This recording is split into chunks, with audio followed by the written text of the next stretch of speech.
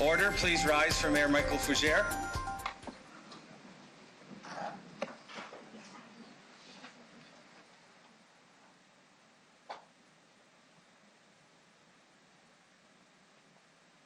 Please be seated, everyone, and good afternoon. Welcome to the February 26th meeting of City Council. If I could have someone move the agenda, there's an addition of one other delegation. Also, a housekeeping item that bylaw number 2020-14, which is the Regina Code of Conduct Disclosure Amendment, will include an updated Schedule A due to an administrative error. So I have that motion. I will move that. Okay, second by Councillor Hawkins. All those in favor? Opposed? That's carried. Councillor Stevens. Through you, Your Worship, I would ask that Council indulge my request as per the procedure bylaw to waive notice of motion for, I don't have the number in front of me, Cooperative Refinery Complex Unifor Local 594 dispute. I would simply ask that we waive the notice period and have it debated at this meeting. Okay, so I would ask that this is an urgent matter, so you can explain why you see it being an urgent matter, not to debate the issue. I'll give you just a second to do that, then we'll take a vote. I believe this is an urgent matter simply because of the time frame we're working on with special mediation, the urgency, and the implications of the ongoing dispute for the City of Regina. Okay. Councillor Bresciani, are you on the phone? Yes, I am. Thank you. Okay, there's no debate in this, so I'm going to call the question. Those in favor of the motion? Those opposed? It's defeated. So this motion will be considered at the meeting next month, at the March City Council meeting. So if I could have a motion to accept the minutes from January 29th. Councillor Young, seconder, please. Okay. Any discussion? All those in favor? Opposed? That's carried. Our first delegation is from the Regina Region Home Builders Association on the endeavor to assist. Mr. Stu Niebergall, if you could come forward, please. If you could identify yourself for the record, who you represent and who's with you. You have collectively 5 minutes for your presentation and maybe questions afterwards. Great. My name is Stu Niebergall, the President and CEO of the Regina and Region Home Builders Association. And with me is Evan Hunchuk, General Manager of Dream Developments, and Chad Jedlick, the Vice President of Development at Forest Harbor. The Regina and Region Home Builders Association would like to thank Dustin McCall from the City of Regina for his diligent work on Endeavour to Assist policy. Throughout the lengthy process of consultation between the City administration and members of the local development industry, we feel as though Dustin made a considerable effort to understand the concerns, and as a result, we were able to collectively produce a robust policy framework. If implemented, the Endeavour to Assist with Transfer of Risk policy will produce significant benefits for the municipality as it ensures fair development policies for the development community, including the city as a land developer. Endeavour to Assist will ensure the initial developer who puts in major infrastructure investment into vacant lands are compensated for their investment by subsequent developers of adjacent lands. Before changing to the SAF policy in 2015, the SAF funds collected from all developers rebated initial developers for the oversized infrastructure such as arterial roads or sewage and pump stations. As of 2015, this is no longer the case, as these costs are borne directly by the initial developer with minimal to no reimbursement by subsequent developers. Therefore, transparent and fair policy is required to ensure that economic investment remains attractive for developers in our community. The proposed Endeavour to Assist policy framework will ensure that the initial developer who pays and builds major infrastructure is able to collect payment from future developers at the time that they develop and connect to the services. Policies such as this are standard practice in Canadian municipalities to ensure that there is no competitive advantage to developing first, second, or third, and so on. We believe this policy is well crafted and fair, as landowners are not forced to subsidize subsequent developers or play the role of banker to other developers. The Regina and Region Home Builders Association supports the recommendations of City Administration to implement the endeavor to assist with transfer of risk policy, and we encourage City Council to support these proposed policy changes as well. And I can take any questions. Thank you, Mr. Niebergall, for your comments. Any questions of the delegation? Looks like you made yourself perfectly clear. Thank you very much. You can return to the gallery. We have a communication from Long Lake Investments. I have a motion to accept that, to receive and file. Councillor Hawkins, Councillor Bryce seconds that. All those in favor? Opposed? That's carried. Councillor Bryce, you're up with the endeavor to assist. Thank you. From the Finance and Admin Committee, I move CR 20-12, which is the endeavor to assist amendment to servicing agreement and development levy policy. The recommendation from Finance and Admin is that that we approve the administration of servicing agreement and development levy agreement policy, which is attached in Appendix A, and to direct the city solicitor to prepare the necessary bylaw amendments, the development levy bylaw number 2011-16 to reflect the changes set out. So we discussed this at Finance and Admin. So what this does is the initial servicing that would go into a new area, sometimes the pipes need to be a little bit bigger, or roads need to be put in that the initial developer may not actually need. It would be needed for development in the future. So the future landowners who come in and actually pay their share of that when they're ready to develop as well. So it doesn't stop that initial developer from actually moving forward. They know that they're going to get that share back. Good. So. A second for that, please. Councillor Nassanelli. Discussion on the report. I'll call the question. All those in favor? Opposed? That's carried. We have a borrowing bylaw supplementary report. If I could have someone introduce that, please. This is CM 20-4. Did you miss one? Oh, I'm sorry. Planning Commission 13, that's right. Sorry. Councillor Young, please. Thank you, Your Worship. So I'm bringing CR 2013 to the floor. This is for 1550 Saskatchewan Drive. And just so people know, this is a plot of land on Saskatchewan Drive that is right across the street from the RPS fenced parking area. The change will rezone land from light industrial to mixed high-rise. There are mixed high-rise in that area now, and the change will mean that things such as storage units storing hazardous materials, warehousing, etc., will not be on that property, but that it will have other mixed high zone properties. And this will create an amendment to the core neighborhood plan. Our bid, Regina Downtown Business Improvement District, sent a letter to all of us after Planning Commission, and they fully support this property. Our bid also asked last year to include these properties in their downtown boundaries, and this makes that even more feasible. And it will improve the pedestrian environment along Saskatchewan Drive. So Planning Commission asks for concurrence. Thank you, Councillor. I have a second for that report, please. Councillor Bryce. Discussion on the report. Pretty straightforward. Oh. Councillor Stevens? Yes. Just one. Could administration, and I think maybe for the benefit of other councillors as well, walk through what is being proposed for this land? Is it simply rezoning, or is there actually an application for a specific development? Ms. Harlock? Through you, Your Worship. So at this time, there isn't a proposal. It is a rezoning, similar to what we've done in other parcels of land, the Orr Centre being the most recent proposal where we rezoned looking for a development moving forward. Great, thank you. My second question through the chair, when we were discussing the zoning bylaw review, one of the big issues that had been discussed was the need to preserve industrial land in our city.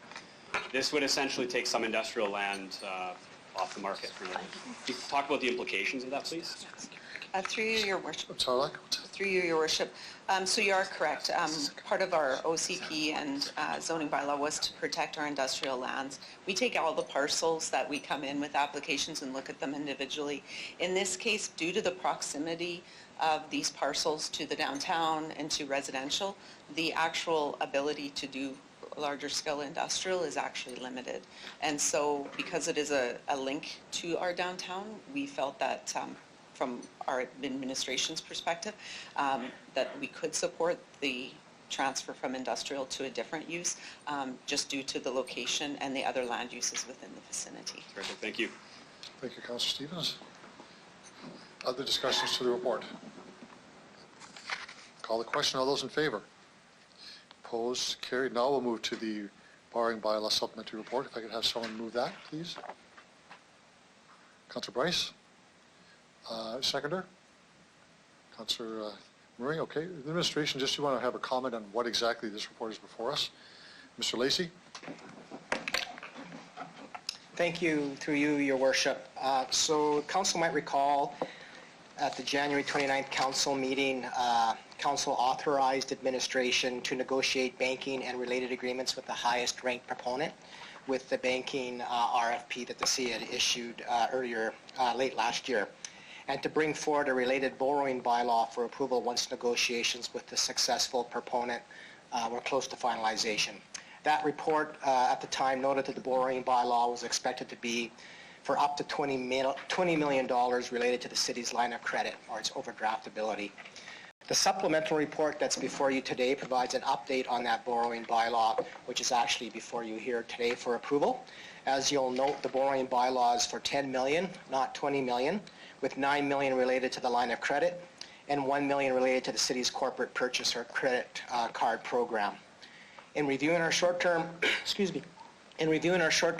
borrowing requirements, we believe these borrowing limits will continue to provide the city sufficient operating funds in the event of an unexpected or emergency situation, while minimizing the impact on the city's debt limit. Thank you. Thank you, Mr. Lacey. Any comments or questions? All those in favor?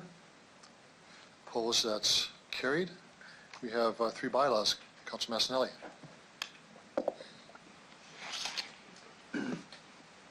I move, seconded by Councillor Bryce, that bylaws 2020-8, 2020-9, and 2020-10.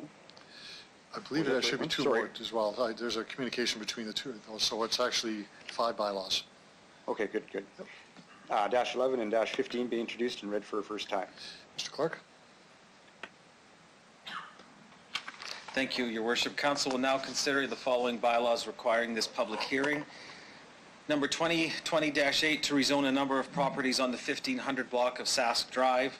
Number 2020-9 to amend the OCP to facilitate the development of land uses for commercial and mixed-use purposes in the core area neighborhood. Number 2020-10 to amend the development levy bylaw to clarify how the city collects and reimburses developers for the value of built excess infrastructure. Number 2020-11 to provide for separation distances from body rub establishments, and 2020-15 to authorize the city to borrow money in the form of a line of credit and a corporate credit card. If there's anyone in the gallery who wishes to address council on any of these bylaws, I would ask that you indicate your interest at this time. There appears to be no one, Your Worship. Thank you, Mr. Clerk. I'll call the vote on first reading. All those in favor? Opposed? That's carried. Okay, I move, seconded by Councillor Hawkins, that bylaws 2020-8, 9, 10, 11, and 15 be read a second time. Just, your light wasn't, okay. Just one moment. Councillor Stevens? My apologies, Your Worship. I was wondering if we could separate 2020-11 from the list of bylaws that we're reading. I apologize, I missed that in the You did. Yes. You did. Yes. So we did do first reading, though. We're not now into second reading, so Good. we can separate them for the rest of this, yes. So you want bylaw 11 separated? Okay. Please. Councillor Massanelli, if you could 2011 start now? second reading again, Okay. and just remove 11. Okay, I move, seconded by Councillor Hawkins, that 2020-8, 9, 10, and 15 be read a second time. All those in favor? Opposed? It's carried. I move, seconded by Councillor Young, that Council hereby consents to bylaws 2020-8, 9, 10, and 15 go to a third reading at this meeting. All those in favor? Opposed? That's carried unanimously. And I move, seconded by Councillor Stevens, that bylaws 2020-8, 9, 10, and 15 be read a third time. All those in favor? Opposed? That's carried. So we can now do 11. Oh, Yeah. follow the same We just process. separated out, just do the whole process again on 11. We've done, you will be starting a second reading on bylaw 11 though. Okay, I get you. Okay, I move, seconded by Councillor Fandira, that 2020-11 would be read a second time. All those in favor? Opposed? It's carried. Okay, I move, seconded by Councillor O'Donnell, that 2020-11 go to a third reading at this meeting. All those in favor? Opposed? Bylaw doesn't pass. Okay, and I move, I'm done. And we're finished on that. Councilman Esson, I thank you very much. There is a communication from Sylvia Mashett, CP 20-35, receive and file. Okay. Seconder?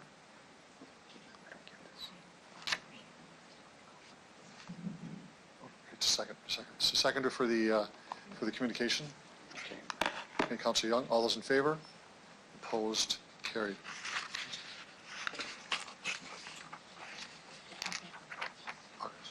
Okay. Councilor Bresciani, you want to declare a conflict on the Argyle School. Thank you. Yes, I do. Your Worship, as my husband is a trustee on the Catholic School Board, so I will remove myself. Okay, so we'll be hearing one delegation, then the report itself, Councilor Bresciani, and then we'll wait for you to come back online. Thank you. Thank you. Okay. We will now go to delegation DE 20-9. This is from the Argyle School Community Council. If I could have delegation come forward, please.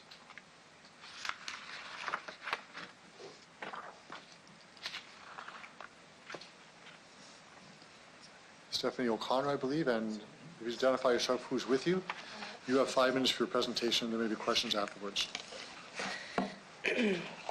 On behalf of the Argyle School community, we welcome the opportunity to speak to City Council in favor of utilizing the space on the southeast corner of Kinsman Park for a parking lot.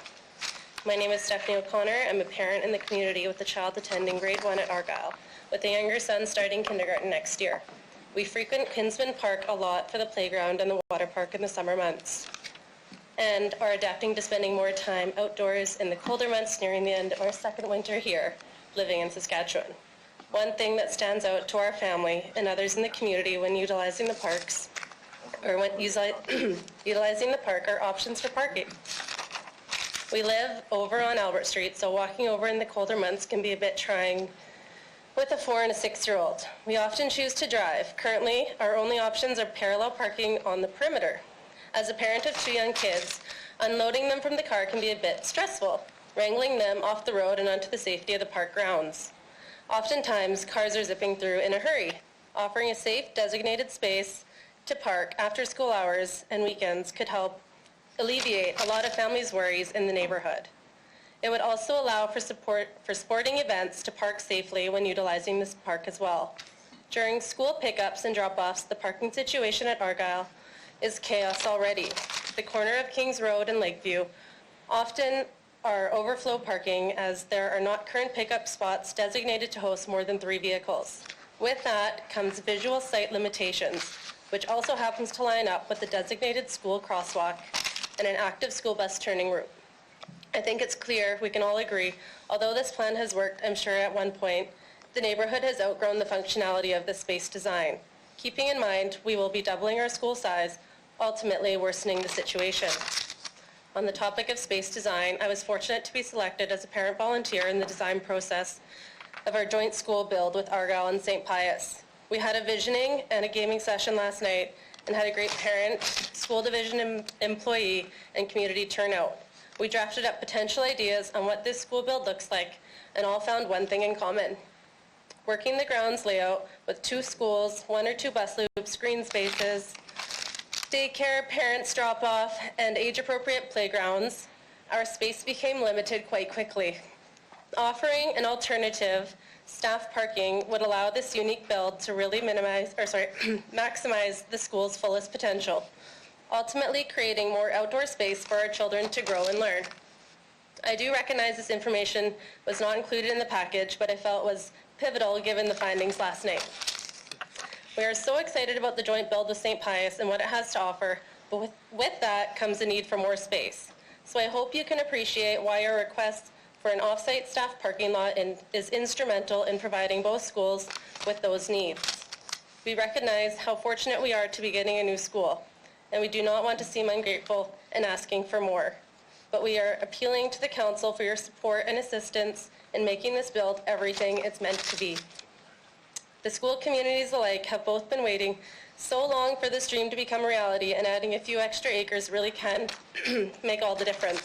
We thank you for your consideration of our request to approve the use of the southeast corner of Kinsman Park to be utilized as an off-site parking lot for St. Pius and Argyle staff.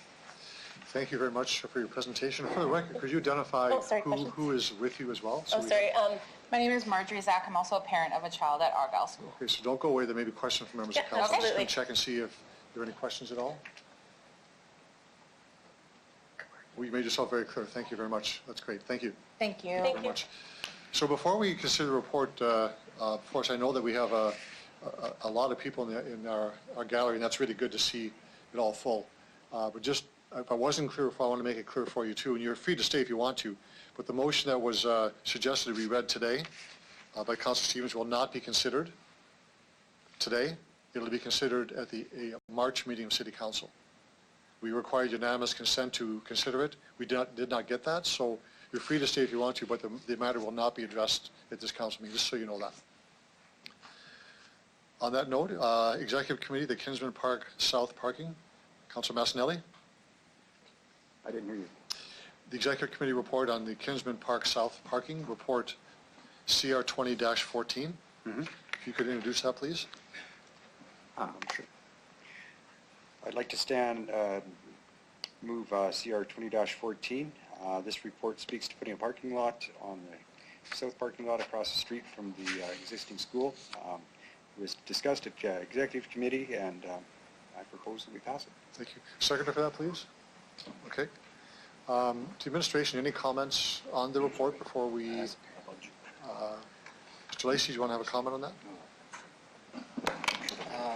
Yes, thank you. Through you, Your Worship. So a number of months back, we had brought a report forward to Council seeking permission as a result of the Ministry of Education approaching administration with respect to potentially transferring title of a portion of Kingsman Park for parking for a proposed joint use school across the street. This report is in follow-up to that report, and essentially what is being recommended here is consistent with the direction that we had initially received. The portion of Kingsman Park that is proposed to transfer title for parking is approximately 1.2 acres. The joint use school as well will be using a portion of L'Arche Park, which the city doesn't, it is green space, but the city doesn't hold title to it, the province does.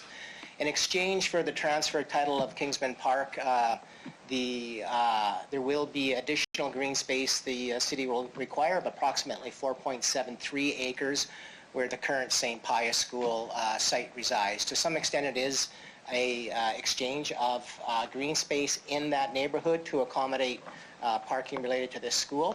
The second piece I would just note here is that the proposed joint use school development will have an impact on the two programmable baseball diamonds that are currently in L'Arche Park. And so as part of this proposal as well, the province will replace those two programmable diamonds with another two programmable diamonds in the area so that we can continue to provide that programming in the area. Thank you.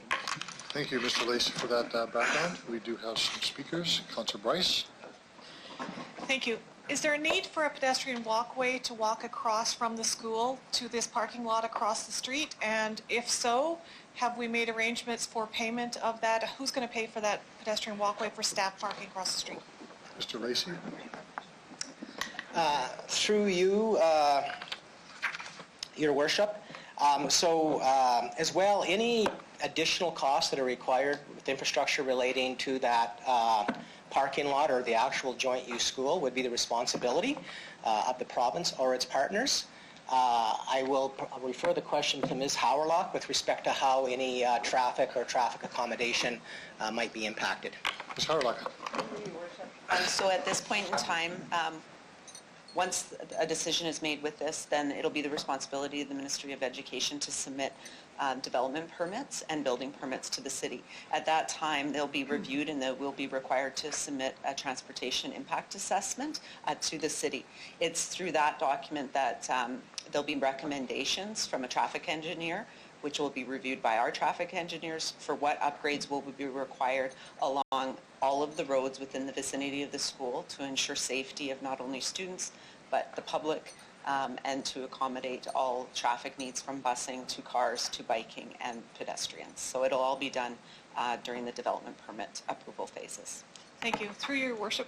So what if we get there, we've got this parking lot across the street, we do all these assessments, they decide not to put a lit pedestrian walkway or corridor, whatever it's called, across the street, and 5 years from now we're saying we're having issues here, we need to put one up.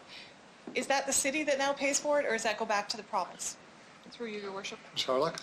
Through you, your worship. So at the time, we'll look at whether or not it's warranted, and we'll make those determinations. If in the future there is a decision that we need to do more work with respect to safety within the vicinity, there would be a conversation with the school boards with respect to that and the requirements that would be needed to ensure safety for the students and the residents of the area. Okay, I'd like to be mindful that we've got two schools, joint school basically, in one site so it's got double the staff that's going to be walking across the street similar times throughout the day, going to school and to work and from work. And I want us to make sure that we don't miss this as part of the safety for the school. So I want to put that out there and make sure we are mindful of it. The other thing I was going to ask is, where are we with negotiations for the land swap? Through you, your worship. Mr. Lacey. Through you, your worship, so we have agreement in principle around this piece. Before the next step would then be to finalize that agreement in principle in the form of actual formal agreements. Prior to proceeding to that next step, we require council approval to move to that next step. Okay, thank you. Thank you, Councilor Price. Other speakers to the report? Call the question. All those in favor? Opposed? That's carried. Get Lori back on. Yep. Do you let her know? Okay. You let me know when she's back on? Okay. Okay, we'll move on to our next reports, delegations and related reports. This is related to the taxi bylaw review. We have Mr. Del Vandekamp.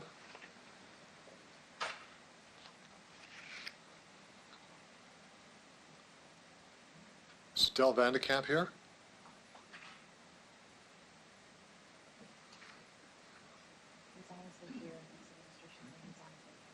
He's on his way here. Okay. Okay, we'll move to our next delegation as I believe he's on his way here. We'll go to delegation 11, this Sandy Archibald.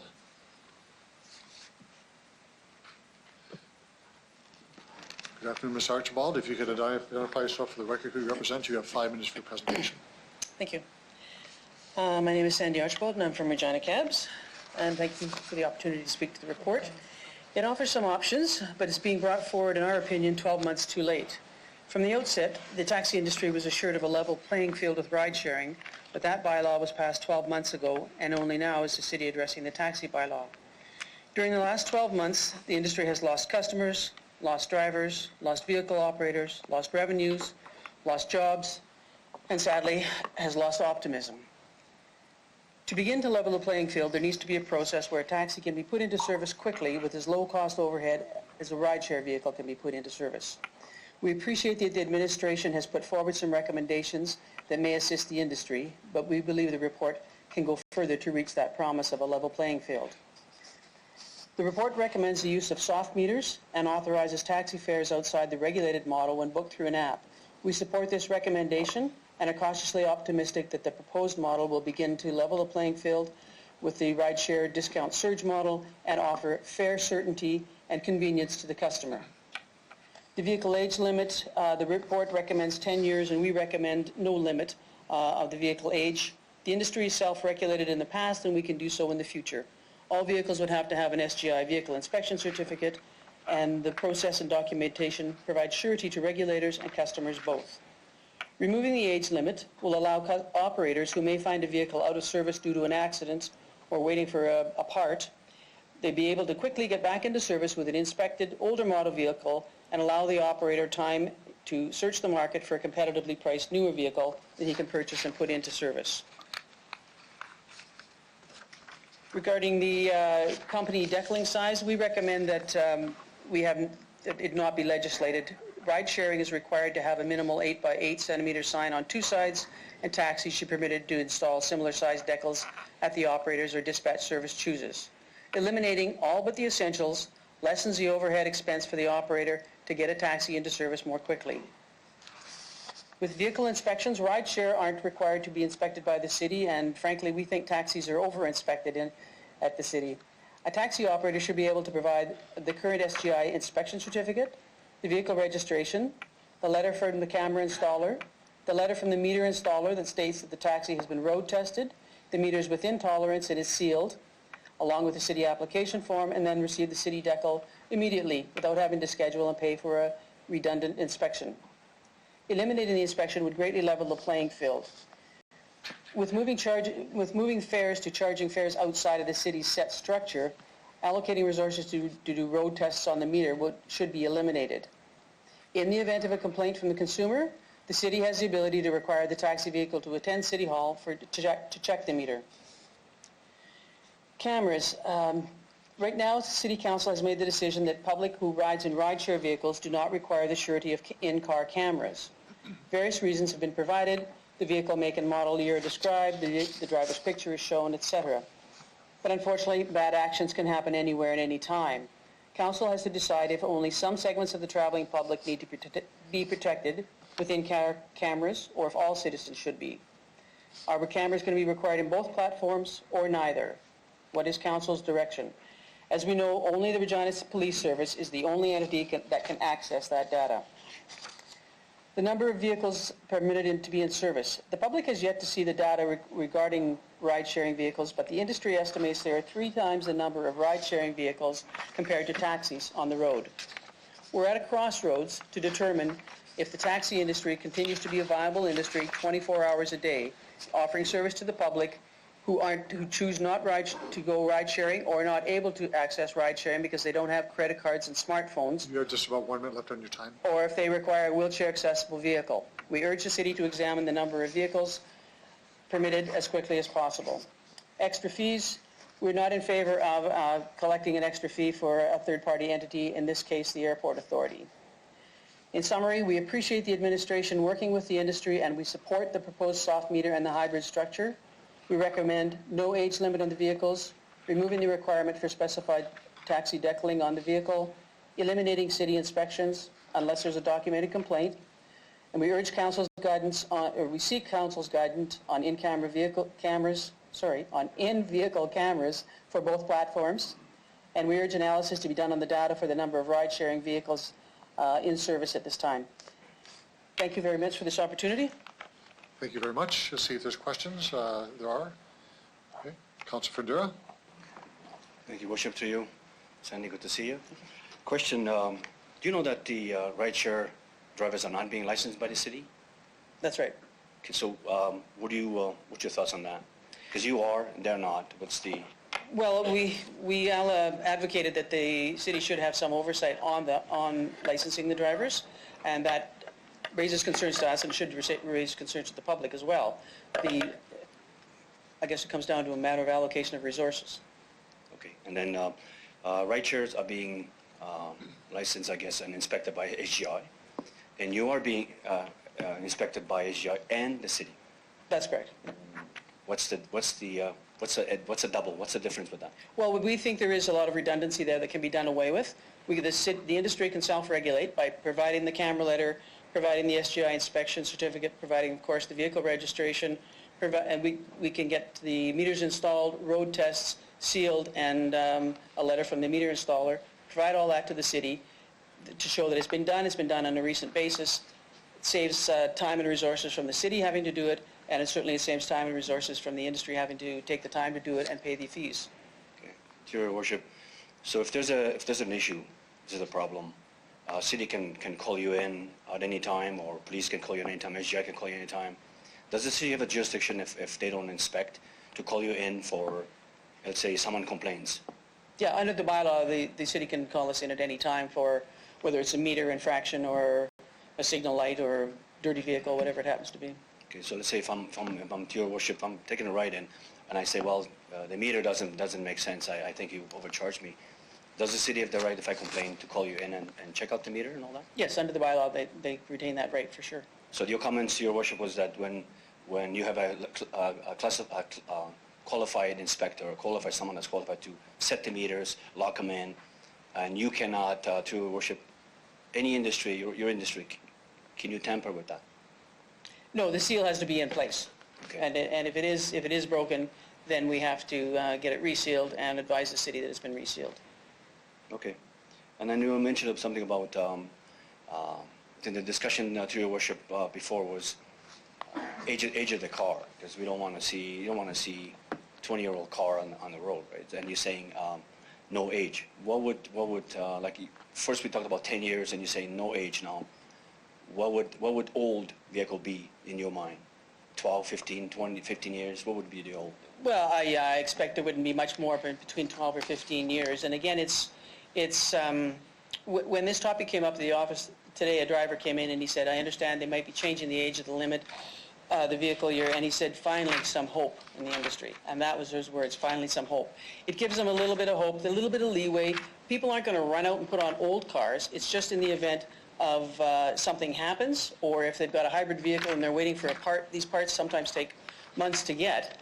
They can put another vehicle into service that's properly inspected by SGI, get back in operation, providing service to the customer, generating revenue for themselves, and have a vehicle in service.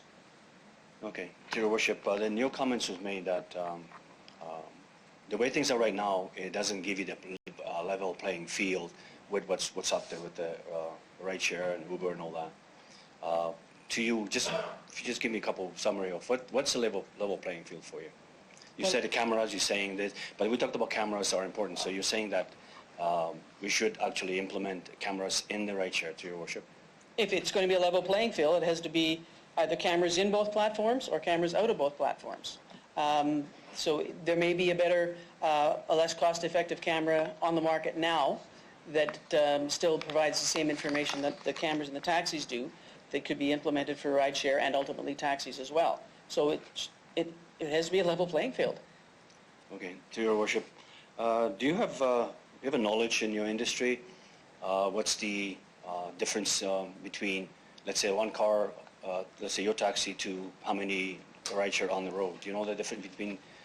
Is it 2 to 1? Well, we don't have hard data at this point, but because we're not privy to it, but we estimate that there's about 3 rideshare vehicles to every 1 taxi on the road.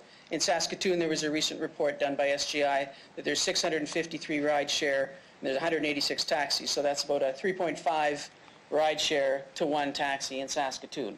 So I would estimate 3 to 1 here is a pretty good guess. So to your worship, one more question. So if I'm looking at this, your level playing field is if rideshare and Uber are able to get the 2 to 1 or 3 to 1 cars on the road, so then you're asking the city to do the same. Treat you as industry, taxi industry, same as rideshare and Uber is treated. Is that what I'm hearing? Well, I think in terms of the number of vehicles, I mean, the market is swamped right now. The economy is very soft. It's really difficult for drivers to make a go of it. And I think that may be true on both platforms. So I think what we need to do is take a look at capping the number of rideshare rather than swamping the market, so no one is making a living in this business. Certainly, customer service is important, and I think the customer is well served. The data that we've been supplying to the city over the last 3 or 4 years has shown that the wait times are below 10 minutes. Most of the time they're 5 to 6 minutes, and they're always below 10 minutes even in the wintertime. So I don't think swamping the market is the answer, because then if no one can make a living, we're going to lose more cab drivers, and then there won't be that 24/7 service there for the people who don't choose rideshare. The average person who needs to go grocery shopping, needs to go to the dentist, needs to go wherever. Okay. Thank you. Thank you. Thank you, Thank you, Councillor Bandera. Councillor Flagel. Thank you, and welcome back. You talked about cameras, and I'm just wondering, is there a benefit to having a camera in the car, or could we get rid of them? That's the $64,000 question. It certainly has provided some protection for drivers. Now that the lens faces outward, it can help with the SGI, with accidents, but again, the police are the only one that can access that information, so it's a very limited use.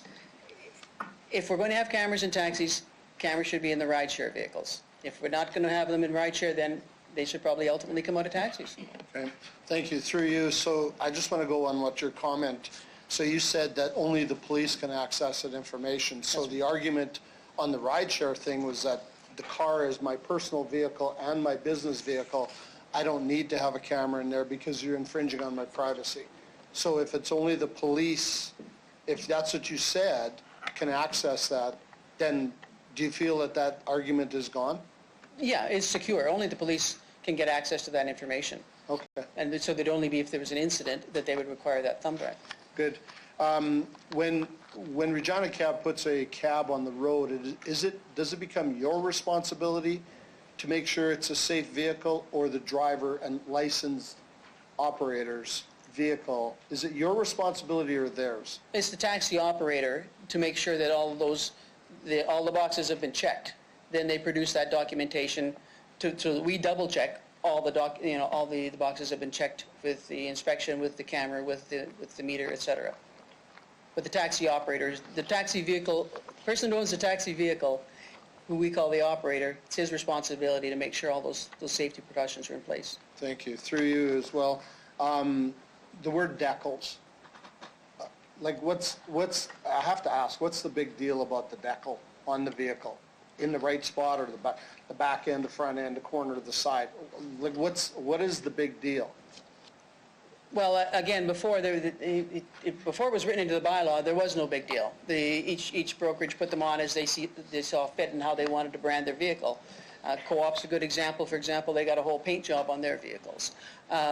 So it should be up to each brokerage, in our opinion, to advertise on their vehicles as they see fit, rather than to have to meet a certain size in a certain placement mandated by the municipality. So does that, through you, does that mean that you feel like the city's controlling the revenue that your industry could make on putting my other job as a decal on 20 cabs and then have it drive around and advertise together? Advertise for you. You're Yeah, saying they're stopping that, or are they just limiting it? No, I think that third-party advertising is permitted. We've seen some examples of that. But the problem is having to meet this decaling to meet the city bylaw requirements. Because if you want to get a vehicle on the road in quick fashion, you want to meet all the requirements. But I mean, decaling isn't the biggest thing that has to happen. Because as long as there's a vehicle number on there, a unit number, that should be sufficient.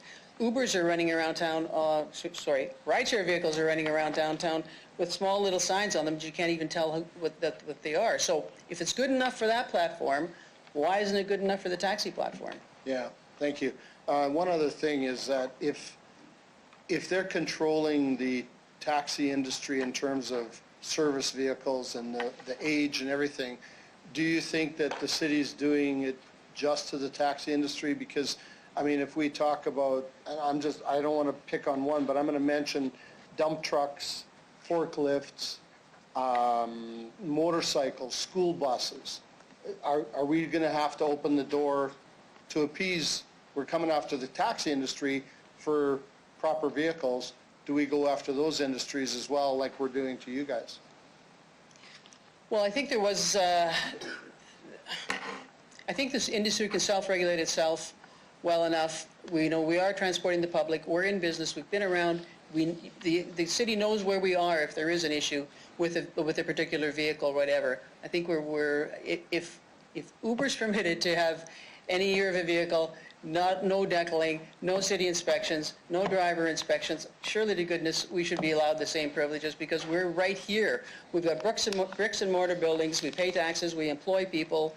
and we're in it for the long haul. We want to stay in it for the long haul, and our concern is there's so many hurdles, and every little hurdle adds more money, and there's less money coming in over here, so the gap is getting bigger and bigger. We're trying to get the gap back so that we can stay, the industry can stay viable 24/7, and not just a 12-hour-a-day service, 24/7, on to the future.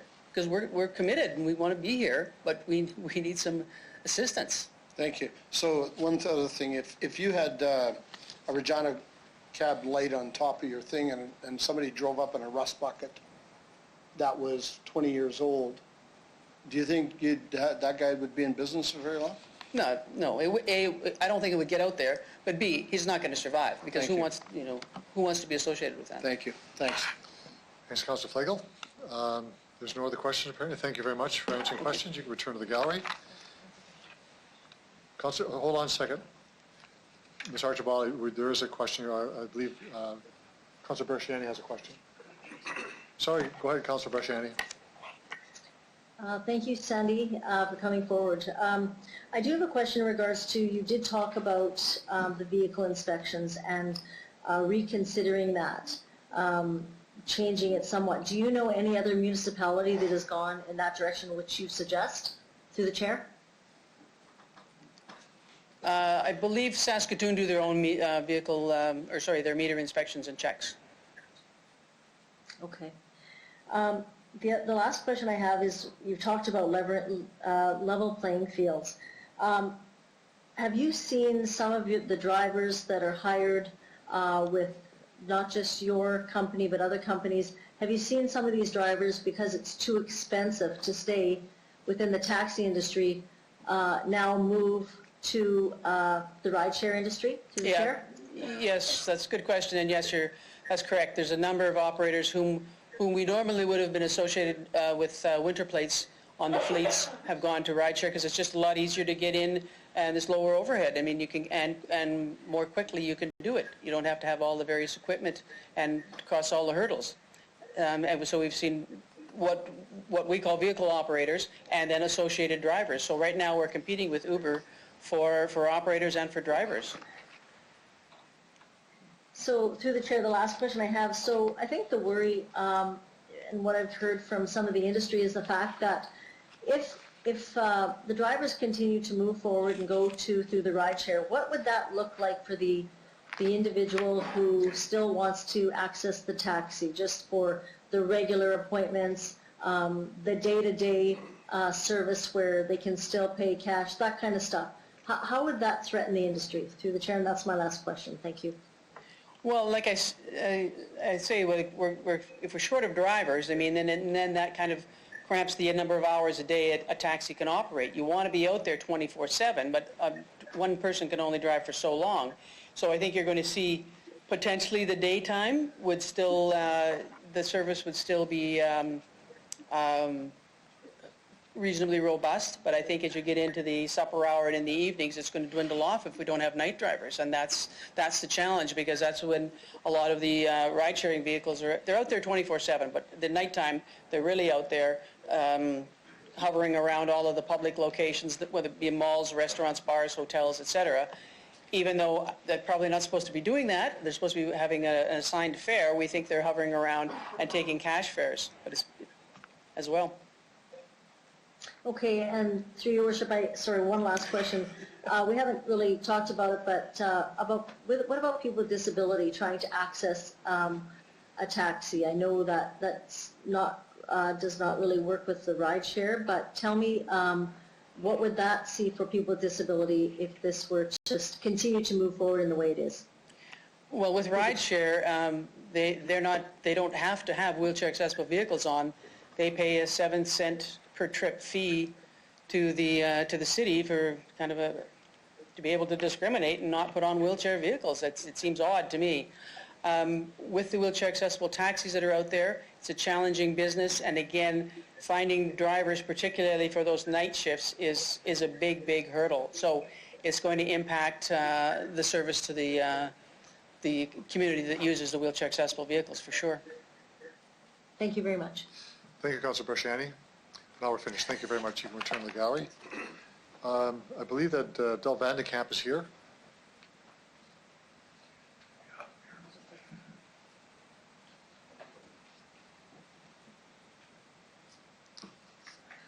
welcome back to Regina City Council. If you could identify yourself, who you represent, and you have 5 minutes for your presentation as well.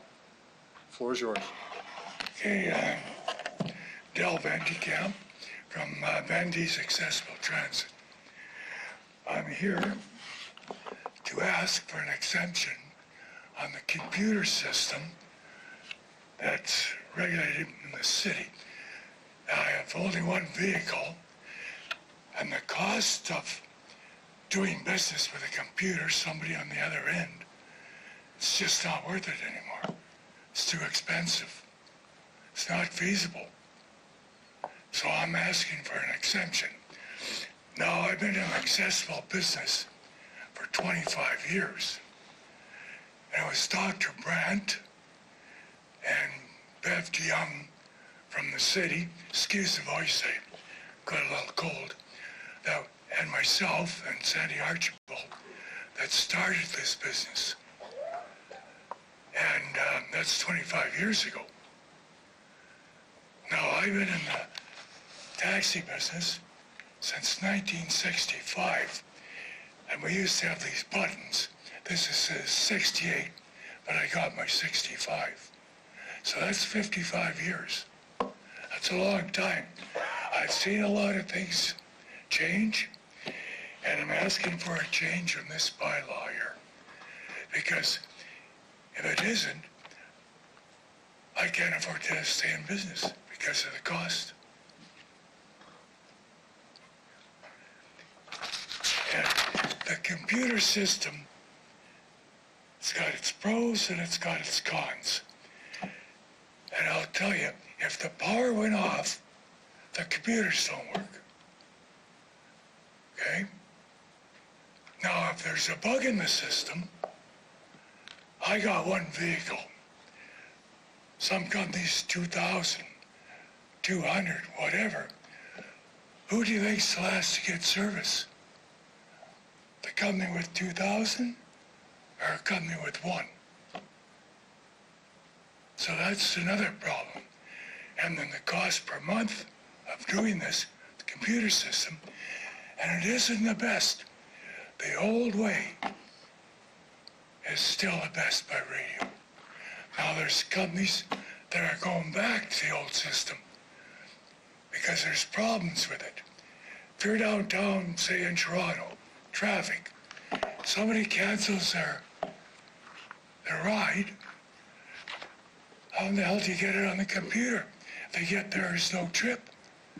The old way, guy would say, well, there's no trip, or if another cab probably took it, and if it's the same company, he'd radio in and said, well, I got a trip here, so they wouldn't send that car there.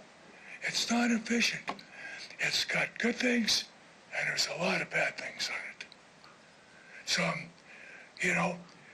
like the computer only knows what the human feeds into it, okay? It can't think on its own. And there's a lot of problems like that. And like I say, originally I was the first one that started this, so I'd be ashamed, to say to the customers, well, goodbye.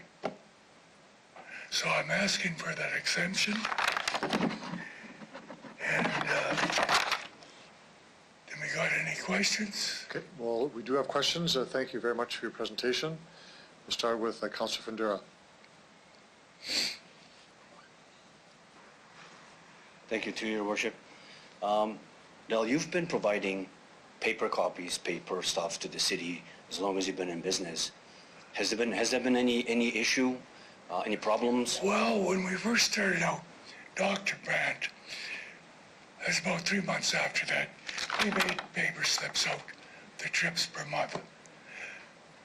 After about 20 years, I think we handed them in 2 times or 3 times.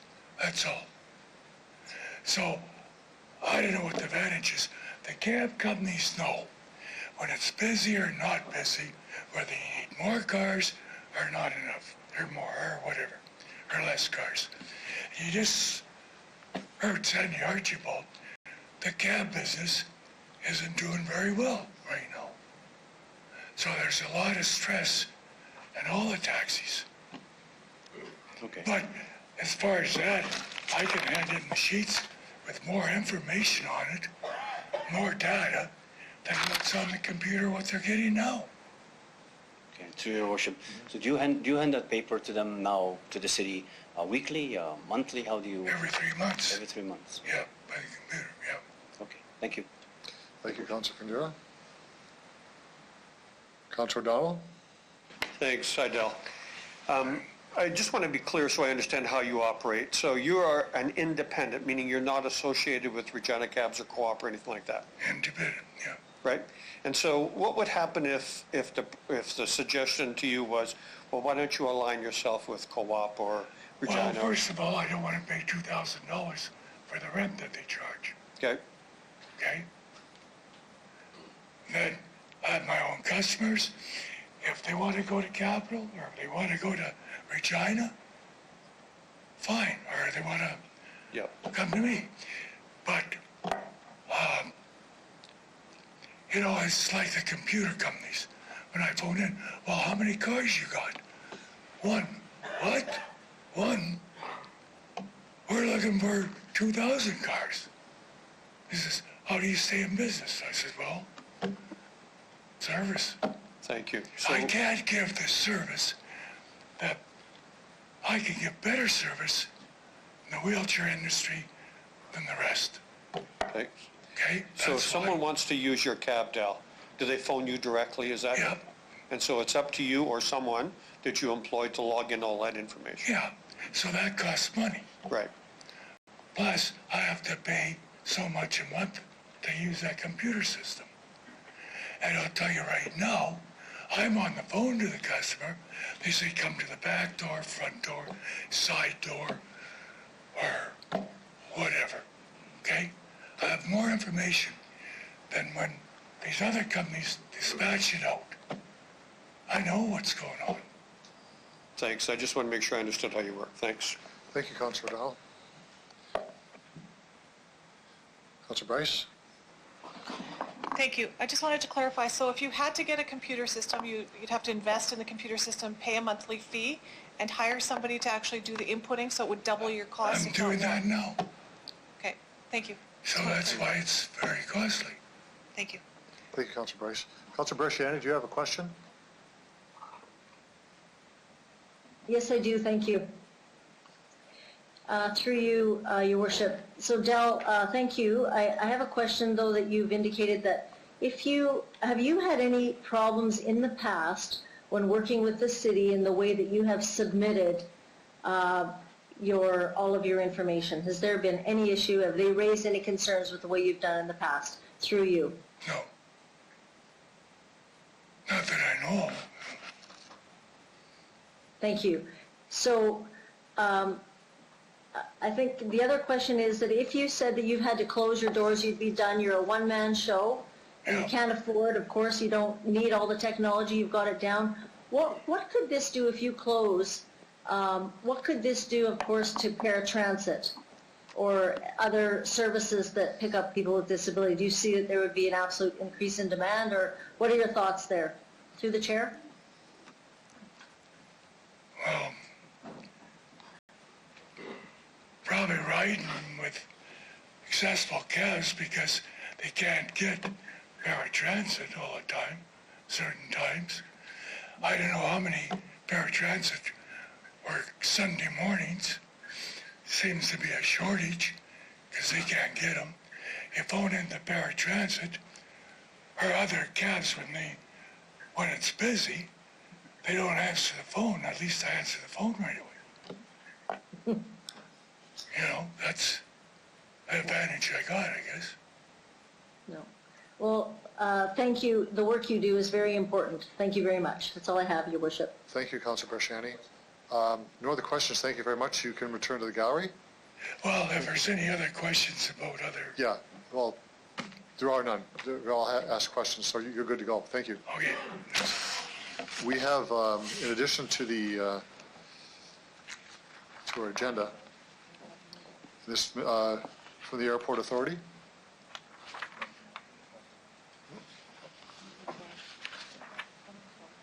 Oh, sorry, Dajit Singh, yes. Mr. Dajit Singh?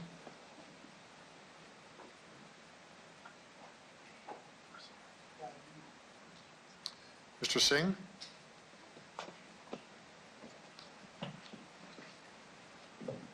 Welcome to City Council. If you could identify yourself for the record, who you represent, and you have 5 minutes for your presentation as well. My name is Daljit Singh. I'm a representative of Cope Taxi. Mostly my question is Sandy Archibald. Same question we have it. And first thing I have for the city inspection. We've done SGA inspection. When we come to city inspection, they're doing again all the inspection, checking every single thing. Even fog lights, burnout, UV out for next. You have to come for next. You have to make another appointment to go for. If it's a long weekend, you have to wait for 3-4 days more to come next inspection. To come to do the re-inspection, you have to pay again the fees. This is small thing, like fog light, light bulbs, marker lights burn out. This is small thing. They should give us, time to, you have to fix it. You can go on the road to drive and you come back and show us the next business day and you'll be okay to drive. So this is not fair for compared to rideshare company. And one more thing, the last meeting we have the rideshare company don't have camera because they are a part-time. It's more than 50% rideshare company they're working full-time. So they should have to have the camera in the rideshare company too. And plus, we have did complain so many times. There's on the side, the private vehicle they are taking fare on the bars on the street. We complained so many times, not taking any action against those people. That's just public safety. They're not supposed to. We have it happen on last 2018. The private vehicle take the customer and doing something happen there, and not take any action against that one.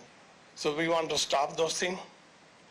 To stop those vehicles taking private, working private on the site, even skip the dish or Emerald Park, White City. They're not supposed to taking any fare from the city, but they're still taking those fares in the city. It's doing school run, doing some 290 year fare.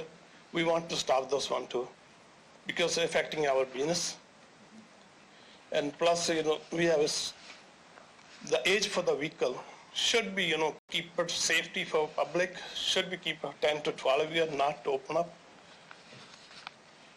And plus, when we do the soft meters coming in the city, the company have, license to do the soft meter. We cannot touch the price, anything. The city set up the price for those one, and they have authority to set up the price, and we don't have to come to the city hall do the inspection.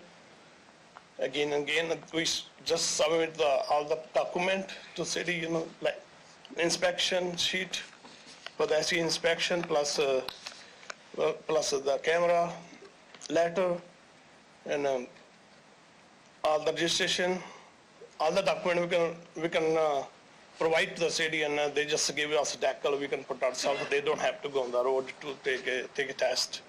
So save the money from the city and save the time for the drivers too. So any question like that? Okay, I'll see if there are questions. Thank you very much. And there are. Councilor Massanelli? Thanks for coming out through the chair. I was just wondering if, the inspections or the installations done on the camera and the meter, the people doing that work, are they certified? Do they have to hold a ticket and renew that ticket every year so they're certified to do that work? Excuse me? You spoke about the people doing the meters and the cameras. You were saying that the city shouldn't have to inspect because you already have people who do that work and they're certified to do that work. I'm wondering if they actually have certifications. No, like credentials. if we pass the soft meter, we pass the bylaw, so then we don't have to come to do the city inspection. Yeah, I understand that. Right now, we have to have come. Right now, you have to come to the city. Yes. You're saying if we were to take that part out of the bylaw, you could just turn in the paperwork saying that it has the camera and it has the meter. The paperwork would be given to you from a person. Does that person have certification? Do they have to be The broker have authority to submit all the paper document to the city. Yeah. And they give it to DACL to the broker, and they can put back on the vehicle and go to the road. Okay, I'll just try this a different way then. So the meter has to be accurate for the distance traveled. Right now, the city verifies that accuracy. As a broker, you want to turn in that paperwork saying that that meter is accurate. Do you have a person that measures that meter? Is that person certified to measure that meter? And can you turn in that paperwork knowing that it's proper and certified for the city just to view? Yes. Okay, thank you. Thank you, Councillor Massanelli. Councillor Fundura? Indulgent, good to see you. You made a comment on ride-sharing, hailing customers where in the bylaw states they cannot. Because you're talking about who would police that? Who would be in charge of how would you, to your worship, how would you catch someone? What would you do? We try to see the people, they don't have any fare. We can see the vehicle sitting right beside us in the taxi. Some driver, they're taking the picture, and then they start fighting with our driver, why are you taking my picture? Because they're not doing illegal. They're not supposed to pick up. They don't have any fare. They don't have any call on the app. We're just taking the flag there. Okay, so you, to your worship, you take a picture, you have a fight with the person. Yes. Where does it go? It stops there? Does it go to the police? Then we stop. We stop there because we don't only fighting with the unknown people. Okay. So we can lose the license if we start fighting with somebody. So this is what for the police or administration or city hall, they have to do something to that. Okay, so to your worship, what I'm hearing is you asking for the city in a bylaw of some sorts to make that legal. So then would the cost would fall then on the city to police that? Is that in your mind that would work best, or was it the police, or is it because AGI, to your worship, AGI regulates and license and all that, the government does that for the ride share. Shouldn't that fall onto the Minister of Transportation on their end to police that, or Yeah, to your so worship? if somebody not supposed to do it, if somebody you can seize the vehicle for 30 days or 90 days and have a big fine, like a $5,000, $10,000 fine. So that can cover all the piece for those who's working, catching those people. Okay. So to your worship, one more question. Have you contacted or talked to the province, as a province through AGI? I did talk to, last time remember, I talked to when it happened, that's 2018, I talked to the city first, did a complaint there, and I talked to the police. And they say, when I talk to the city, and they say talk to police. When I talk to police, they say talk to SJ. When I talk to SJ, they say talk to city. So just like a circling around, nobody taking any action. Okay. All right. If that time they stop those things, it's not going to happen that the poor lady on the south side, pick up in the bar from the bar and going to the private vehicle. Okay. It's not going to happen if they stop that time. Okay. Thank you. Thank you. Thank you, Councilor Pandura. Councilor O'Donnell? Some clarity. It seemed to me that when we were all together a little over a year ago, you had an app, that Co-op Taxis had an app. Yes. One, are you still using it? And if you are, could you just comment on its success or use, please? We're still using app and still using the phone. Yeah, and so are people using it? Yes. Okay, thanks. Thank you, Councilor O'Donnell. Appears to be no other questions. Thank you very much. You can turn to the gallery. Thank you. Now we have our additional delegation from the Airport Authority. It's James Bogus or John Aston. Bogus, how are you? Okay. Welcome to City Council. If you can identify yourself for the record, who's with you, who you are. Thank you. You have 5 minutes for your presentation as well. Thank you, Your Worship and Mayor and Council. My name is James Bogus. I'm with the Regina Airport, joined by John Aston, our Vice President of Commercial. Here. Thank you. First and foremost, Your Worship and Mayor and Council, we certainly appreciate very much an opportunity to comment on the report as presented.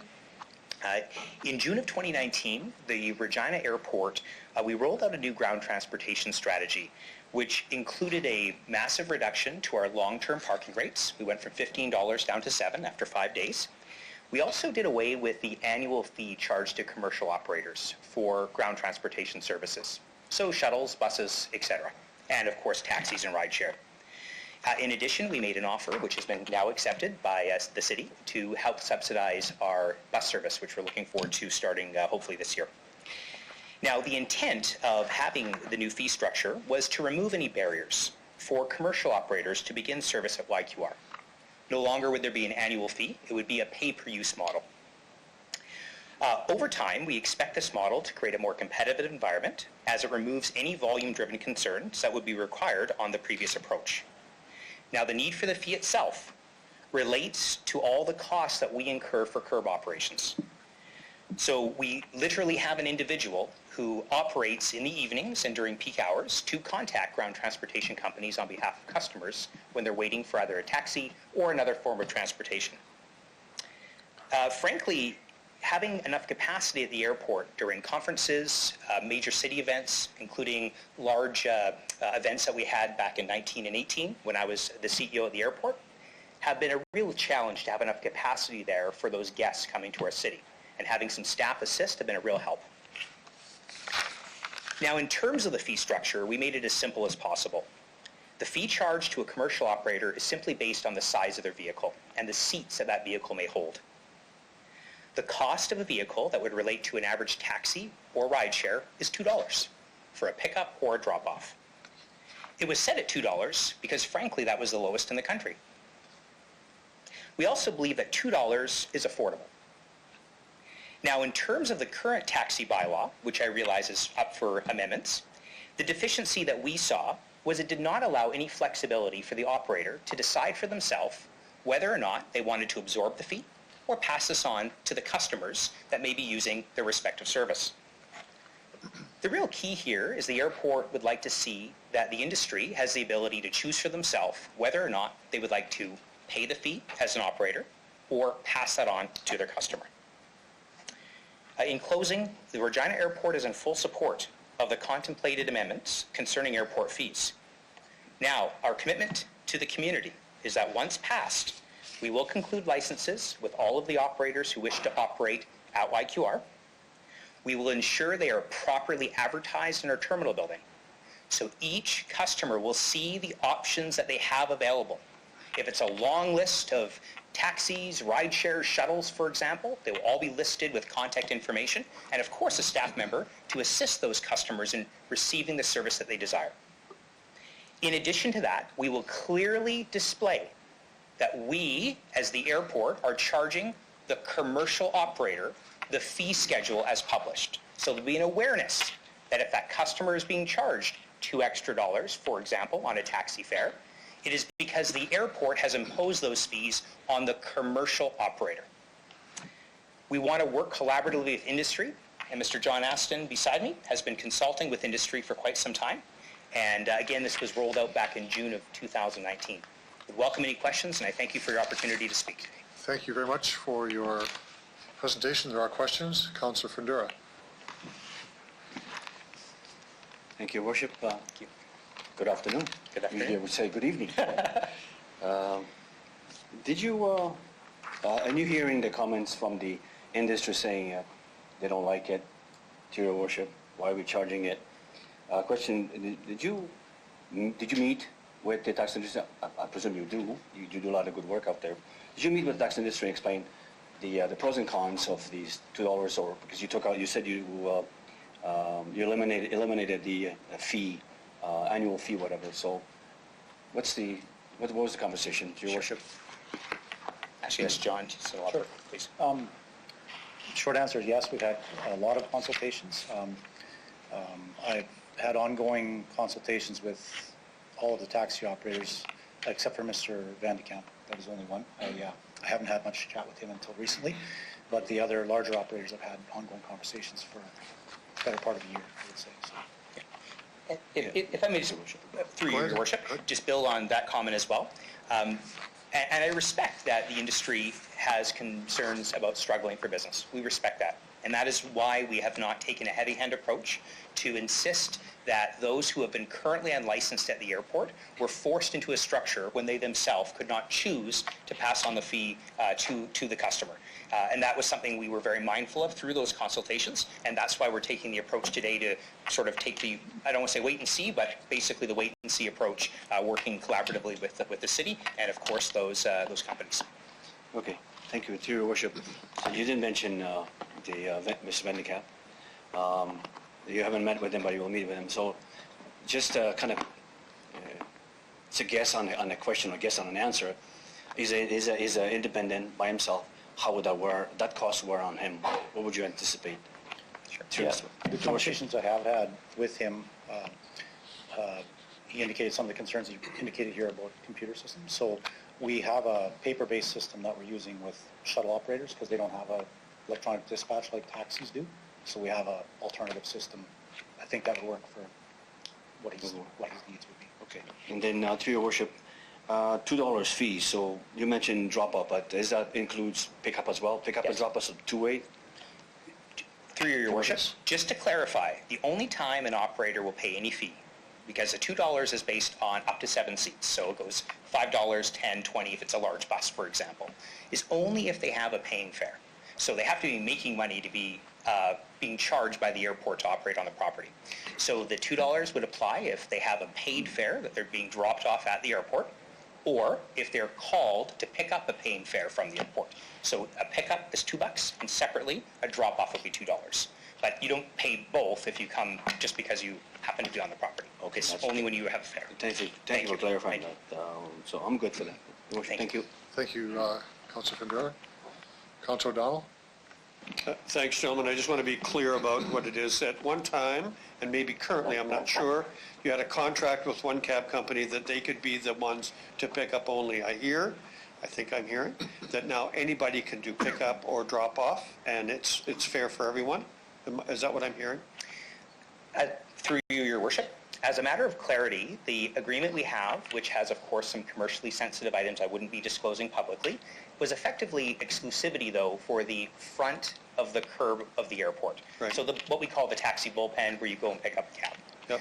As a result of capacity constraints that have been very apparent, certainly in the last 2 years, we're a growing city with many beautiful events that come to town, we have been working collaboratively with that particular broker to encourage them to collaborate with other brokers to bring in additional resources, aka more taxis. Yep. As a result of the fare structure that's now in place, we could have any taxi operate at the airport with one exception.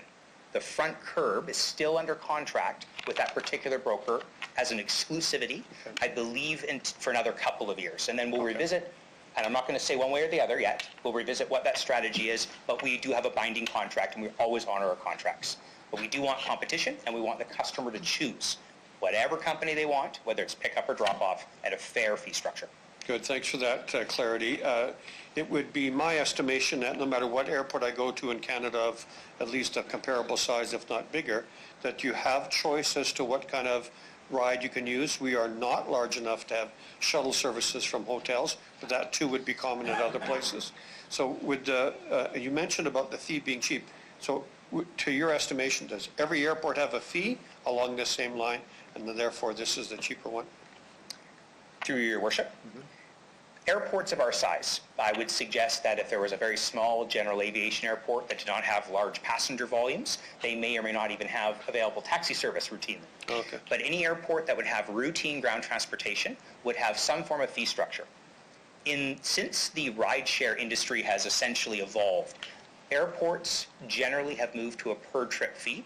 That way it doesn't discourage the small operator who may only come to the airport 10 or 20 times a year, and then they would pay an enormous annual license fee for that vehicle. We felt strongly that by reducing our cost to, frankly, the lowest in Canada when it comes to a per trip fee, we were not putting undue pressure on a company to give them the ability to choose how they wanted to handle it. What we didn't want, though, of course, was the lack of ability for them to pass on the fee if they felt that that cost would be prohibitive to what they needed for their margins. In terms of airports that don't have a per trip fee, typically they would actually have an exclusivity completely with a particular company. And we're not interested in that for our community.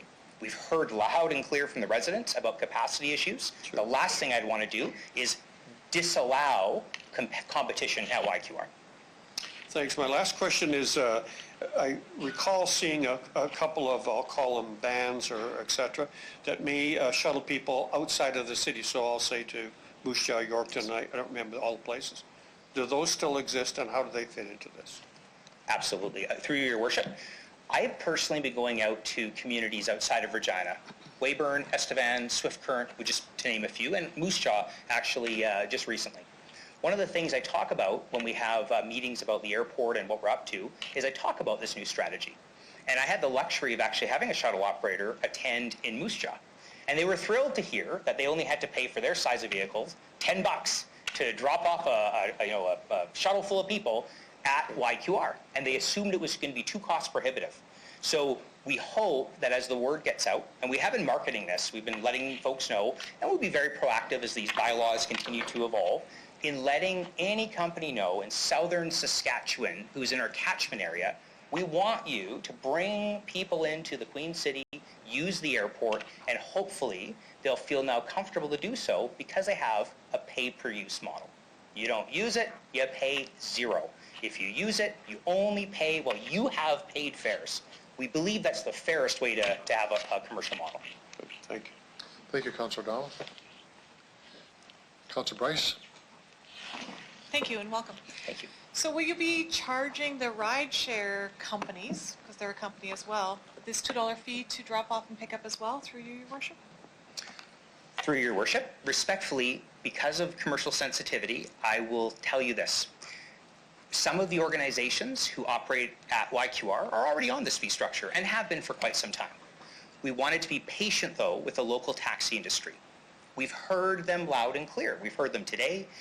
John has done personal consultation with many of the brokers. We understand their concerns. And this is why we didn't exercise perhaps some federal privileges we have on airport, as many other airports do. We thought we would take a patient approach, make sure that there was an opportunity to allow these amendments to potentially go through, to include an airport fee through City Council, to make sure there's an understanding and everyone transparently would see it. So from that perspective, we believe we've really taken the right approach. And I would like to suggest that we are now already, and have been last year, deriving income from this new fee to offset some of those costs with some of the obvious folks in town. Thank you. Thank you. What do you do with the money that you collect from people who get dropped off and picked off? Sure. One of the costs, through your worship, one of the costs that we incurred when we found that we had capacity challenges at the airport was really apparent back in 2018 with some of the larger conferences that were here. We had thousands of people coming to our city, and their first experience of trying to find enough capacity was very problematic. I'm probably understating it. With that, we had to staff individuals almost around the clock at the airport, which is not free, to be able to respond to concerns on the front curb, deal with taxis, ride shares, although they weren't here in 18 to be fair, it was primarily taxis, shuttle, help with congestion, and frankly call companies when there was a lack of capacity. If there's a long line at the airport waiting for taxis, for example, if I was a customer traveling at YQR, I would feel comforted to see a security member, for example, picking up the phone saying, sorry customers, we're getting more taxis here as soon as possible. It's an incredibly busy night for them, but the brokers have told us they'll be here in 10 minutes, than just being absent and letting them fend for themselves. So in addition to the staff costs that we're already incurring and have been incurring with very little compensation so far, we also want to make sure that we advertise and promote different competitors at YQR. So we've invested in some ground transportation monitors with more to come. And we want to get that communication out so people know they have choice, but make it obvious for them with someone to help when they need that help. Thank you. So you're not subsidizing another operation at the airport with taxi money? Truthfully, our ground transportation strategy is one and the same. So for example, the subsidy, and just to be clear, the bus subsidy that we're incredibly proud to partner with the city on, we would subsidize that through parking revenues, ground transportation revenues, land leasing that John does. All of these pieces are one and the same. They come in as non-aeronautical revenue. So nothing to do with that $20 you pay. That's totally separate. That's to do with the passenger charge for the facility. These are the non-aviation revenues that are really core to our business. So you could say it's from that, you could say it's from leasing, you can say it's from this. It's all a pot that comes in that we're able to reinvest in initiatives, one of which is, of course, this bus service. But I don't want to make a direct linkage where, one is directly paying for the other, but it does all come in as general revenue in that regard. Okay, thank you. Thank you. Thank you, Councillor Bryce. Councillor Brashani, do you have any questions? Through you, Your Worship, just one. You had indicated that $2 is kind of the lowest that you have found across, I'm not sure, Canada or wherever. Do you know what Saskatoon or similar size cities like Regina do charge, through the chair? Through you, Chair. Saskatoon is $2 as a benchmark. Many airports are considerably higher, but we're no Toronto Pearson. We're not trying to be. We're no Vancouver. And in fact, Vancouver and rideshare is a whole other discussion right now in that province, so I will save that for them to contend with. But those provinces that have rideshare and taxis commingling, we did a comprehensive review actually, and I think, John, you saw ranges from basically... Yeah, close to $5 to $3. Yeah, depending on... Yeah. Again, this is an opportunity to introduce a flat rate fee that allows the pay-per-use model, but we didn't want to be seen as, raising it to a massive airport cost. That was not the intention. So Saskatoon's 2 to give you a direct answer to your question, and it goes up from there. Thank you. And just the last question. So I guess if you do come back to council, I think it would be very helpful to let us know kind of what the amount comes to within the next year, some kind of an update even through city administration, just to give us an idea of what actually is collected. Would that be something that you would consider through the chair? Through you, Chair. So the short answer is yes. Each year we produce an annual report. We're quite public about how much parking revenue we derive, how much non-aviation revenue we derive. I would have to, of course, review each concession license, meaning the deals we have with the rideshare companies and, of course, the taxi companies. We may have to give you an aggregate number as opposed to this company pays this much, this pays this much. We'd be happy to do so. My only request would be, if it becomes commercially sensitive, I would request I could do that in a form that's not overtly public, but I can assure you be happy to share the information, yes. Thank you very much. I won't be retiring on it. Sorry to interrupt. I definitely won't be retiring on that number. I can tell you that. Probably not. Yes. Councillor Young. Thank you, Your Worship. Thank you for answering all of these questions. My question is about the ground assistance, which I'm pleased to see at midnight when I come in on the plane. Do you direct people to the company that has the curb contract with you first, or would people have to ask you for a different service for you to steer them to another service? Through you, Chair. Currently, because there are many unlicensed operators currently dropping off and picking up at YQR, which we would like to correct once these new fees are enabled through the bylaw in terms of what we've been talking about today, we would then be in a position to recommend or to say, you've got these 3 cab companies, you're waiting in line right now for capital, but if you'd like us, we can happily call Co-op, Regina, or any other independent company who's got a license. In the absence of the license, these companies have no agreement whatsoever to actually operate at our airport. So in the future, the individual who would be there with a radio and a cell phone, probably in a security uniform, helping to guide customers, there would be a menu of options that's right there for the customer to see. They would be happy to contact whomever they would prefer. Now, if they have no preference, they prefer to wait in line, we have a taxi queue for that. You can stand there, you can go, get right on the curb and jump in a cab. It's when they run out of service, where there's no cab there, is when I want to make sure there's that menu of options available for those customers. In terms of preference, though, we're going to be very mindful, and it'll take some staff training to always say, these are the options. We'd be happy to make that phone call for you. We find with the advent of cell phones, and pretty much 99% of people carry one, probably 99.5, they'll see a phone number and go, there's no cabs, I'm just going to call somebody else anyway. Or they'll do their ride share depending on what they want. But we're still going to offer that human service. It's important, especially when we have events in town. I find it's the welcome that they're going to receive will at least be a human smiling and helping out where they can. Thank you. Thank you, Councillor Young. Councillor Fundura, round 2. Thank you, Worship. Let me go again.